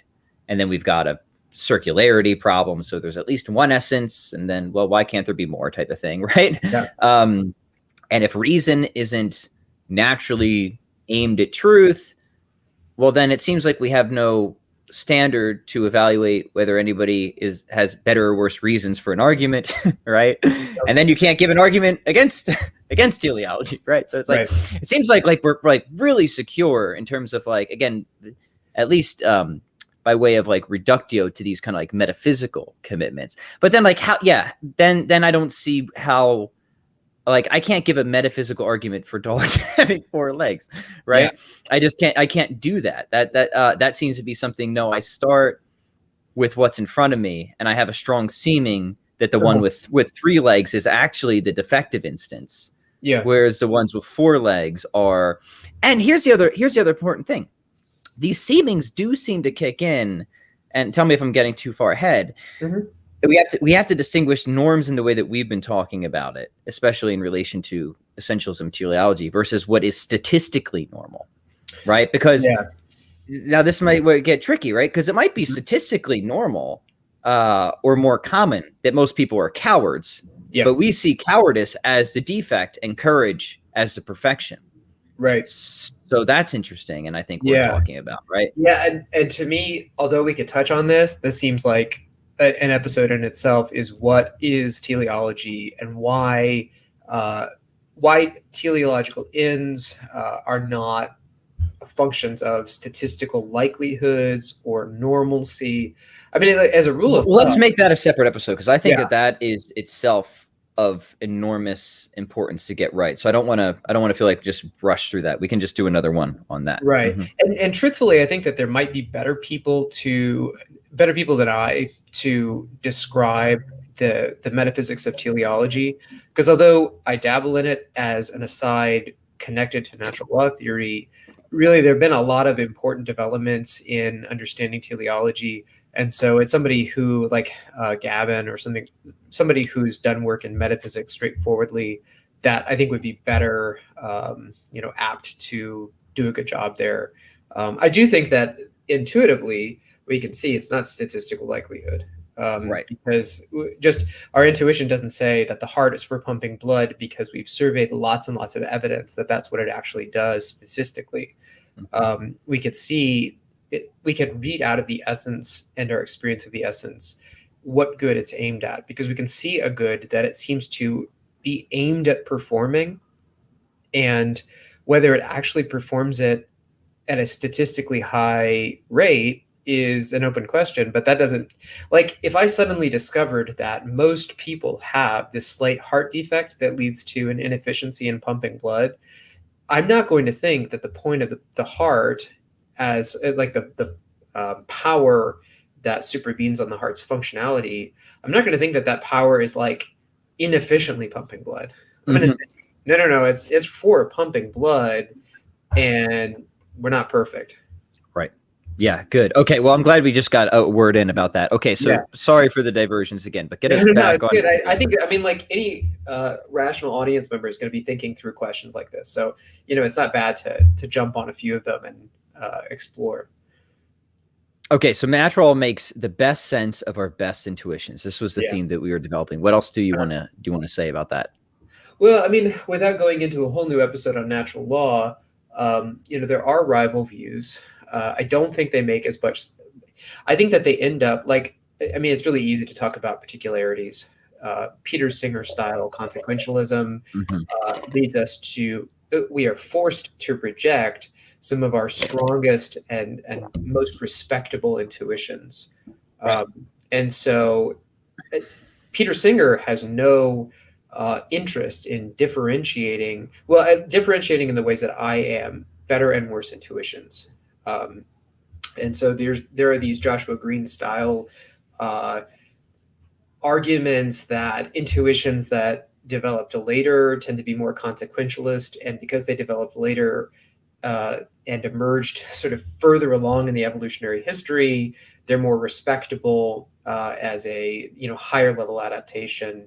I think these are rather silly, but this is an attempt to make judgments about our intuitions, namely the earlier deontic, absolute prohibition style intuitions are just straight up wrong. They're evolutionarily older and less respectable. Peter Singer is going to want to say something like that. Best theory of best intuitions. But here, what he's going to want to say is best intuitions are grounded in evolutionary newness. Novelty is going to be what marks out the best intuitions, that they are newer in history than the deontic intuitions. I think that's the story he's going to want to give, and that seems mistaken to me. But put differently, I'd Mauryan shift here. I'd say, well, look, if the absolute prohibition on slapping babies for fun is at odds with this story that evolutionary newness is what leads to the best intuitions, I know better that slapping a baby for fun is wrong.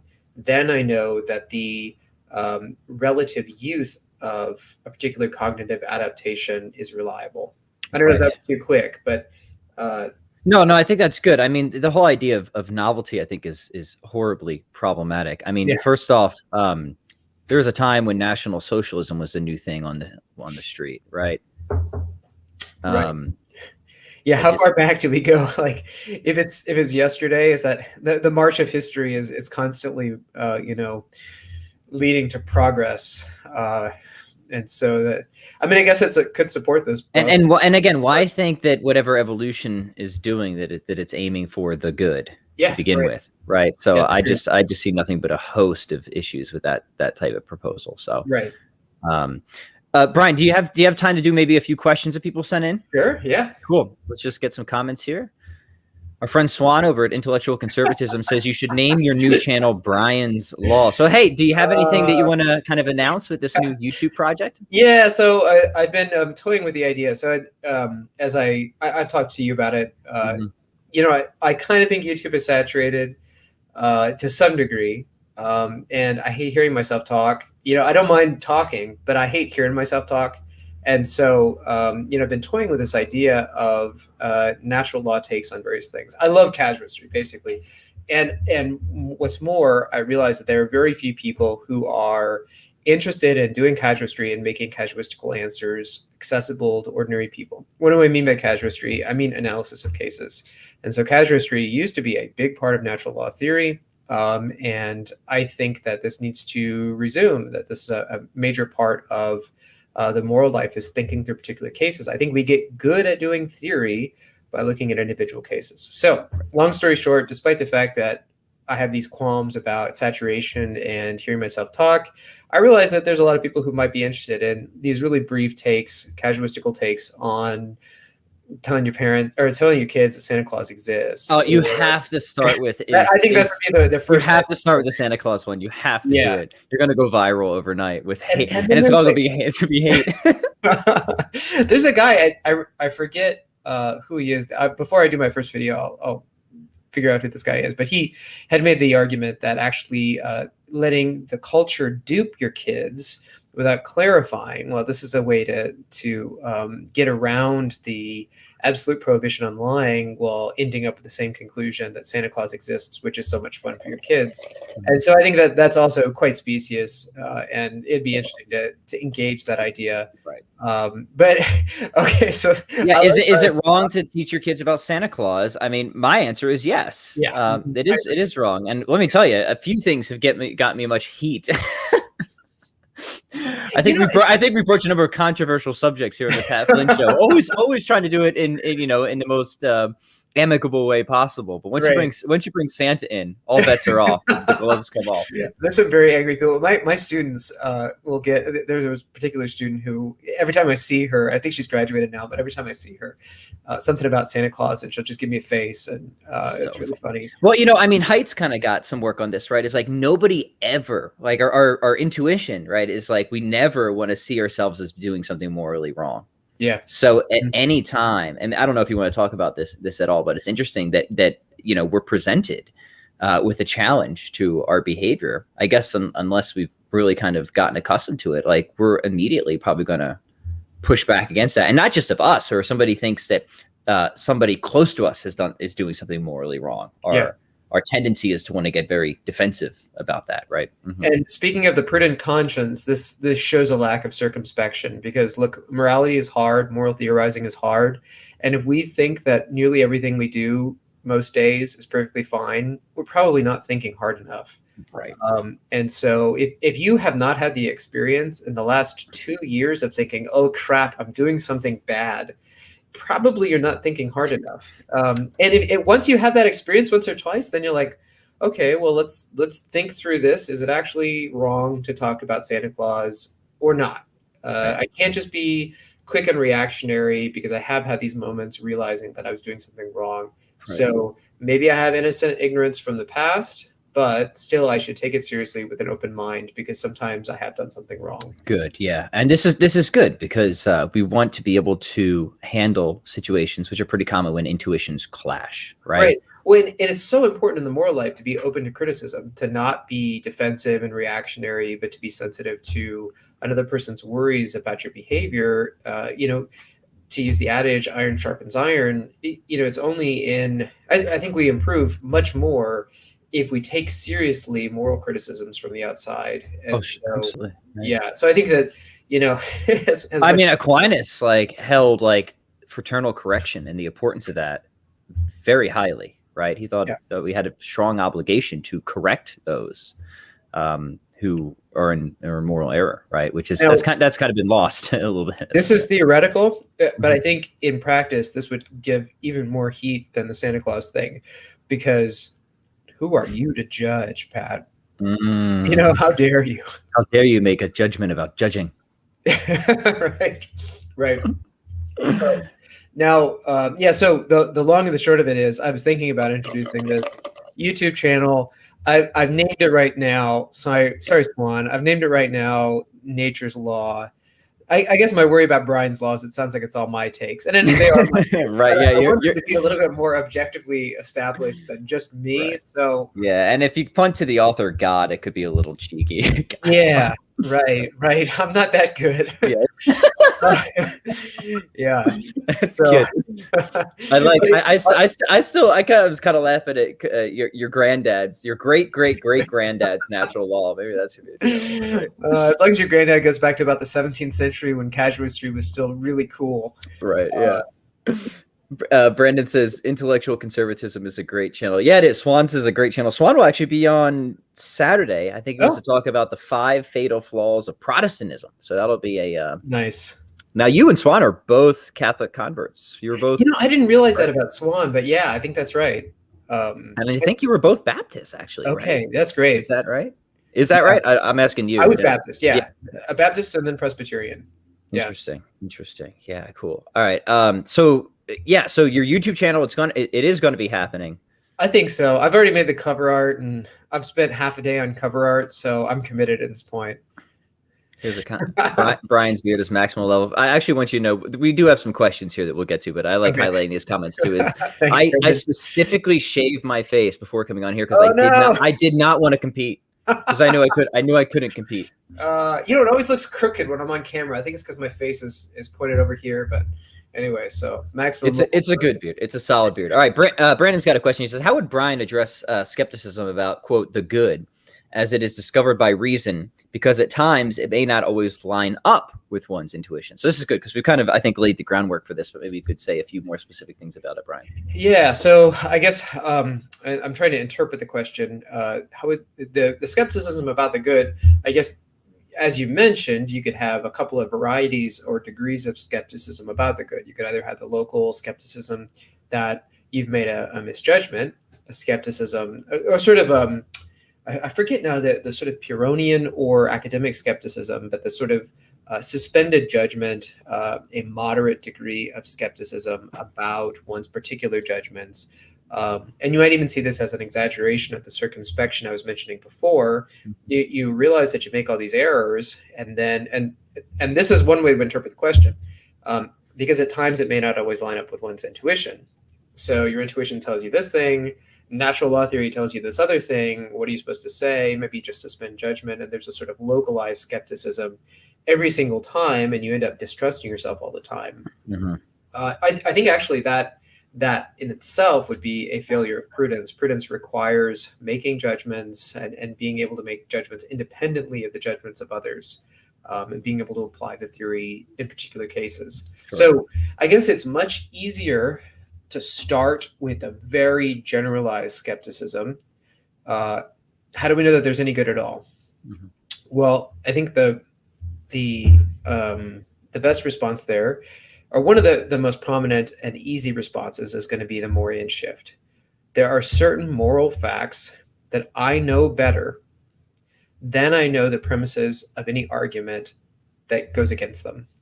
So every skeptical argument has premises, mm-hmm. It has starting points, and I have to know them in order to get to the conclusion and have that skeptical conclusion be known. Right. So if I'm forced to choose between the various premises of a skeptical argument on the one hand and moral propositions on the other, well, it's going to be a pretty stiff competition, because a lot of moral propositions I know with a very high degree of certainty.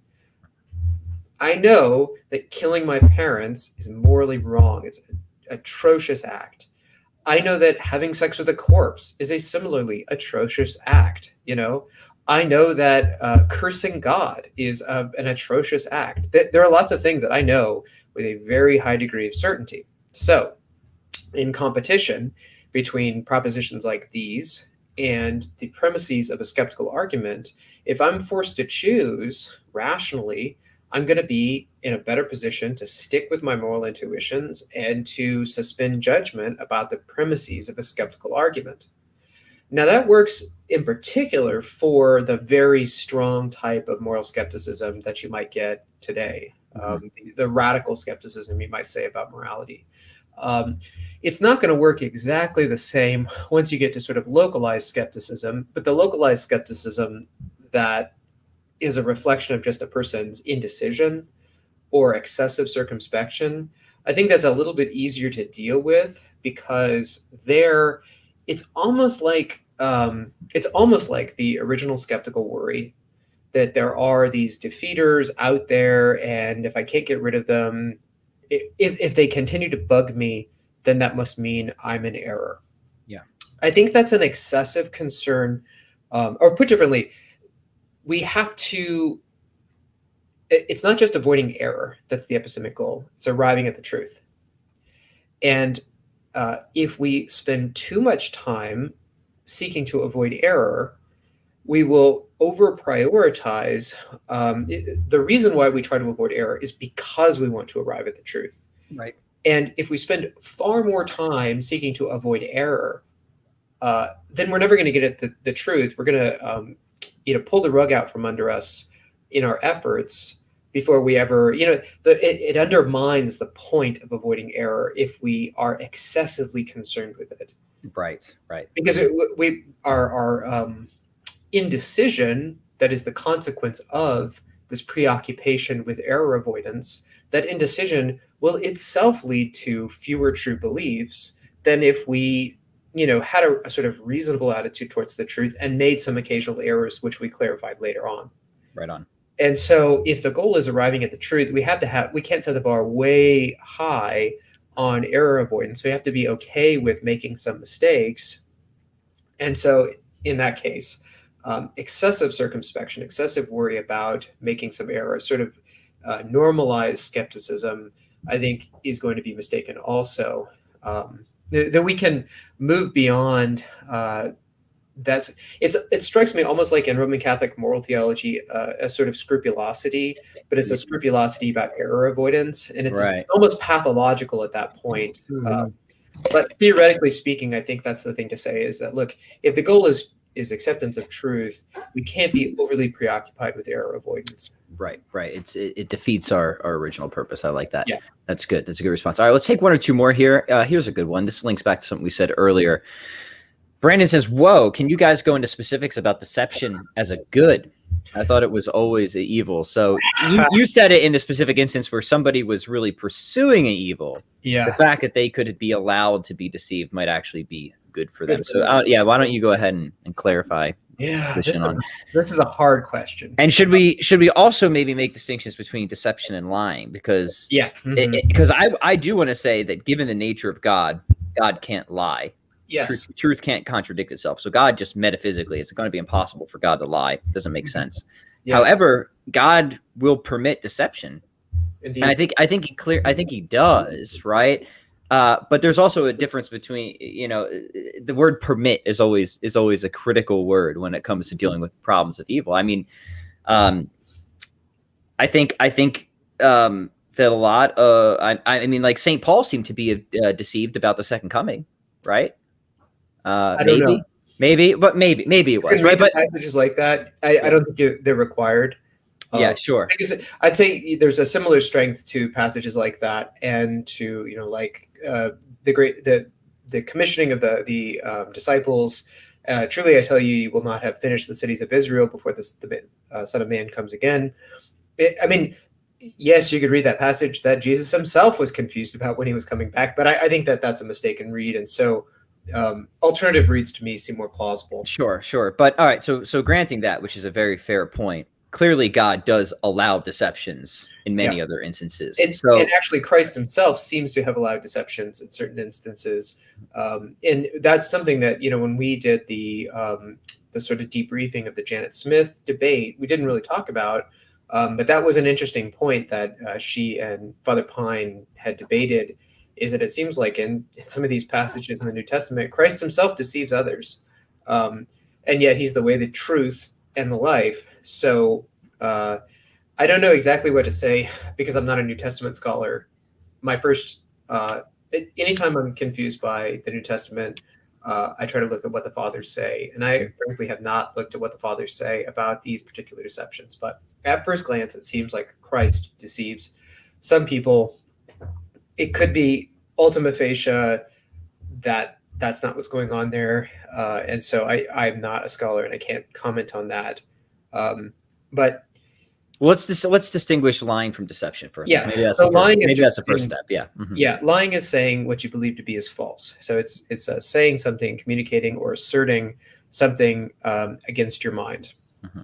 Now that's an important part. Lying does not involve making a mistake. Saying something that's in fact mistaken is no lie. And this is in common conversation, people will say, they'll make a mistake in conversation. They say, oop, I lied. And then clarify it's no lie unless they intentionally said what they thought was not true. So a lie is saying what you believe to be false, asserting it. And the essence of lying is not so much in the intention to get someone to believe something false as it is to assert something against your mind. Mm-hmm. It's the assertion of something that's against your mind, which involves misusing the power of communication. Yeah, good. So there's a separation from saying what you think on the one hand and someone else receiving what you think.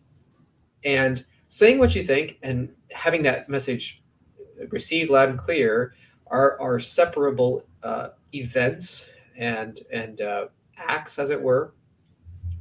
So you can say what you think ambiguously. In fact, there's ambiguity in all language because this is not math. Language has ambiguity, and some language is clearer than others. I think as a personality type, I tend to be more frank and forthcoming than probably I ought to be. I guess that probably makes me a better philosopher than if I were careful to avoid stepping on people's sensitivities. Right.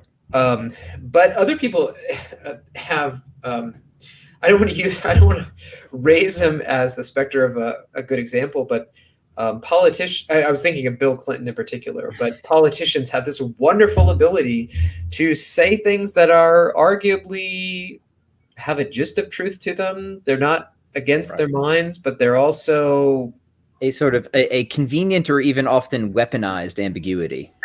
Weaponized ambiguity. Yeah, maybe I'm using all the wrong examples here to illustrate something that can be permissible. So saying things that you know to be true involves, I'd say, well, starting back a little bit, every sentence, every word has a range of meanings. Some range bigger, some range smaller.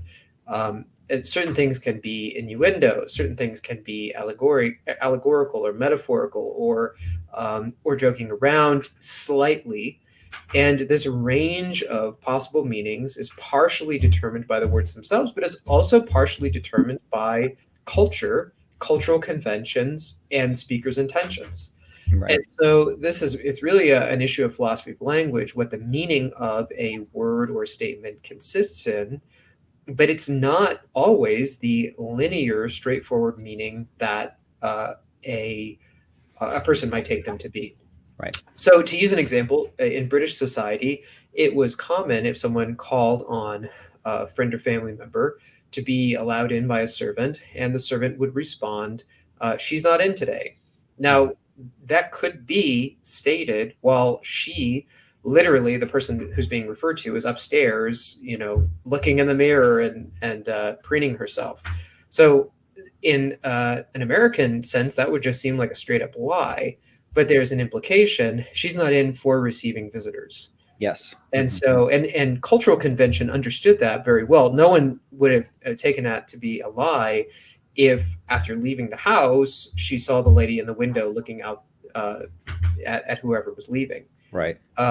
It just means that she was preoccupied or was not receiving visitors, and that's the polite way of saying it. So you might say that there's, given this range of meanings, it's an inevitable fact of linguistic use that what you say, what you assert, and what a person receives don't always line up.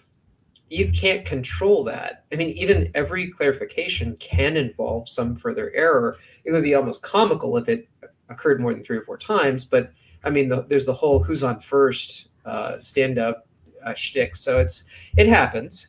But the fact that it's unavoidable that people receive what you didn't try to put out there makes it a side effect rather than a direct achievement of your linguistic act. Right. Mm-hmm. If I lie and say, I don't know, it's Thursday today, and I've asserted it to my daughter, let's say for particular reasons having to do with when she gets some reward or something, that has maybe a range of meanings, but the only normal range that would be acceptable to anybody is it's Thursday. That's, even though it could have metaphorical meanings or something like that, like, oh, it's a Monday, meaning this is a crap day where the work starts or something. Thursday, there's only one straightforward meaning there to my daughter, and that is it's Thursday. Yeah. So for me to say that, that's going to be a lie, because the only appropriate conclusion she could draw is the literal meaning. Right. On the other hand, there's other circumstances where the exact same statement in similar circumstances may take on a broader range of meanings. And in that case, if someone mistakenly understands this to be, I'm asserting it's Thursday, when actually I was making some metaphorical or like allegorical joke about, every time at work something happens something gets screwed up and it's a Thursday, and I'm saying it's a Thursday because something got screwed up. If they took that as me saying it's actually Thursday, that's not a lie, because, culturally there's this acceptable alternative interpretation, and the fact that they made an incorrect judgment there, that's not on me. Right. So allowing people to come to their own conclusions, that's unavoidable. Allowing those conclusions to be mistaken, well, this is going to be a separate act. So the first act is speaking. The second act is clarifying. Mm-hmm. And now the question is going to be, is it ever permissible to allow someone to remain in a state of ignorance? Now, this is an easier question than actually the question that was asked. The question was asked was, I thought deception was always evil, or put differently, it was never a good. And I actually asserted it was a good, and this is a harder thing to answer. And I feel like there's a bit more theoretical work that I should do in my own thought process before I give this presentation. Like, give the gist of what you're going to give now. We can circle back to this in a future so chat. The principle of double effect is that you can do things that are otherwise permissible, that have bad effects in certain circumstances. In particular, when the act is otherwise permissible, when the evil that you allow, or the bad effect that you allow, is not the means to the good that you're intending, and also if there is a good reason to allow the bad effect. And so here, the good that one would intend, let's think of saying something ambiguous to the Nazis at the door. Knock, knock, knock. Are there any Jews inside? You answer, you think I'm nuts? Okay, well, the question implies, no, there's no Jews at the door. That would be a crazy thing to do, and I'm not crazy. That's the implication. Right. But it's not the only implication to take. You're not actually asserting the answer is no. So there's a range of values, and you understand that another person could take as one of the options of interpretation. Of course not. Mm-hmm. And you allow that. Now, it's not, I'd say, well, it's easier to start with, is there a sufficiently good reason to allow a person to come to a mistake? And of course, here you're talking about saving lives. So that's the third condition of the principle of double effect. The thing that you intend is to save lives. Okay, so that's the first condition of the principle of double effect is you intend only the good, merely foreseeing the bad. The bad here is, I don't know, is it bad to be deceived? I'm using the principle of double effect here, but I'm not sure that deception is always evil. It's a slightly negative effect. I don't know. Maybe I should be more careful before I start answering. Yeah, no, I mean, it's totally fine. It'll leave this one open for another one. I mean, another one is just, it's good to distinguish between, being in error versus being in ignorance, right? So that's, I think, a key distinction. So say somebody comes to the door and they're looking for me and I know they want to kill me, right? And they say, is Pat Flynn here? And I say, instead of saying no, which would be a lie, right? I say, wait right here, please. And I go run out the back door, right?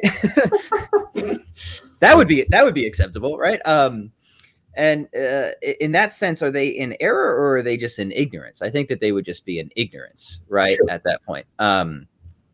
So I guess that would be one way that you could to just get around the whole deception thing if you don't want to go down there.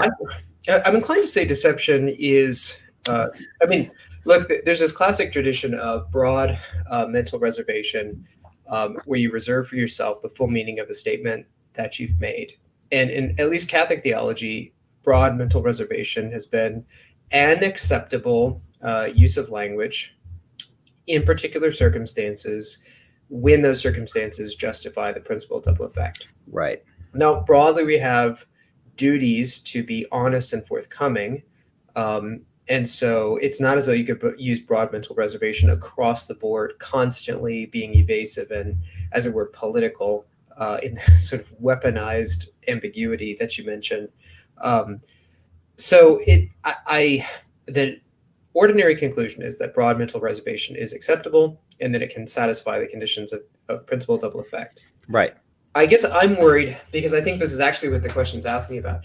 I'm worried about this idea that deception is a good, because I am inclined to say that sometimes deception is a good. Yeah, see, I'm inclined to say no, it's not a good. It might be something that we can permit because there might there might be, again, some outweighing reason or benefit, just as we think that there's reasons to permit the possibility of various evils, right?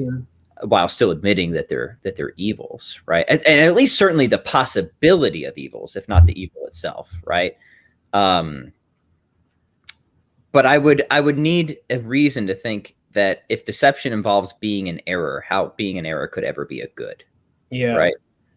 And I'm strongly inclined to say no, that can't ever be a good, right? In and of itself considered. Yeah. I have to give this more thought. Yeah. All right. That's good. Well, we'll circle back to this. Let's unless you wanted to put in a final word there. Otherwise I want to do one more question. Then I have to get to the gym. And, how about this one, Brian, from Eric? He says, can Brian recommend any literature that concentrates on exegetical analysis of Prudence and Aquinas' corpus? Yeah. So there are some books that are published on Prudence. Let's see, there was Monsignor something that wrote a whole book on Prudence. In my own writing, I've talked about Prudence in Thomas Aquinas's corpus. So I guess I'd have to give you, if Erich is asking for an extensive scholarly bibliography, I could send him one if he emails me at besongb@ohiodominican.edu. If, however, he's just looking for starting points, I would say I'd recommend my book on reappraising the manual tradition, in which I look at Aquinas' view of prudence in rather great detail, not for the sake of just looking at the account of Prudence, but for arguing for the casuistry that earlier I said should remain in vogue. So that's a good starting point. I'd say it's a good extensive treatment of Prudence, but there are even more extensive treatments of Prudence available in the literature.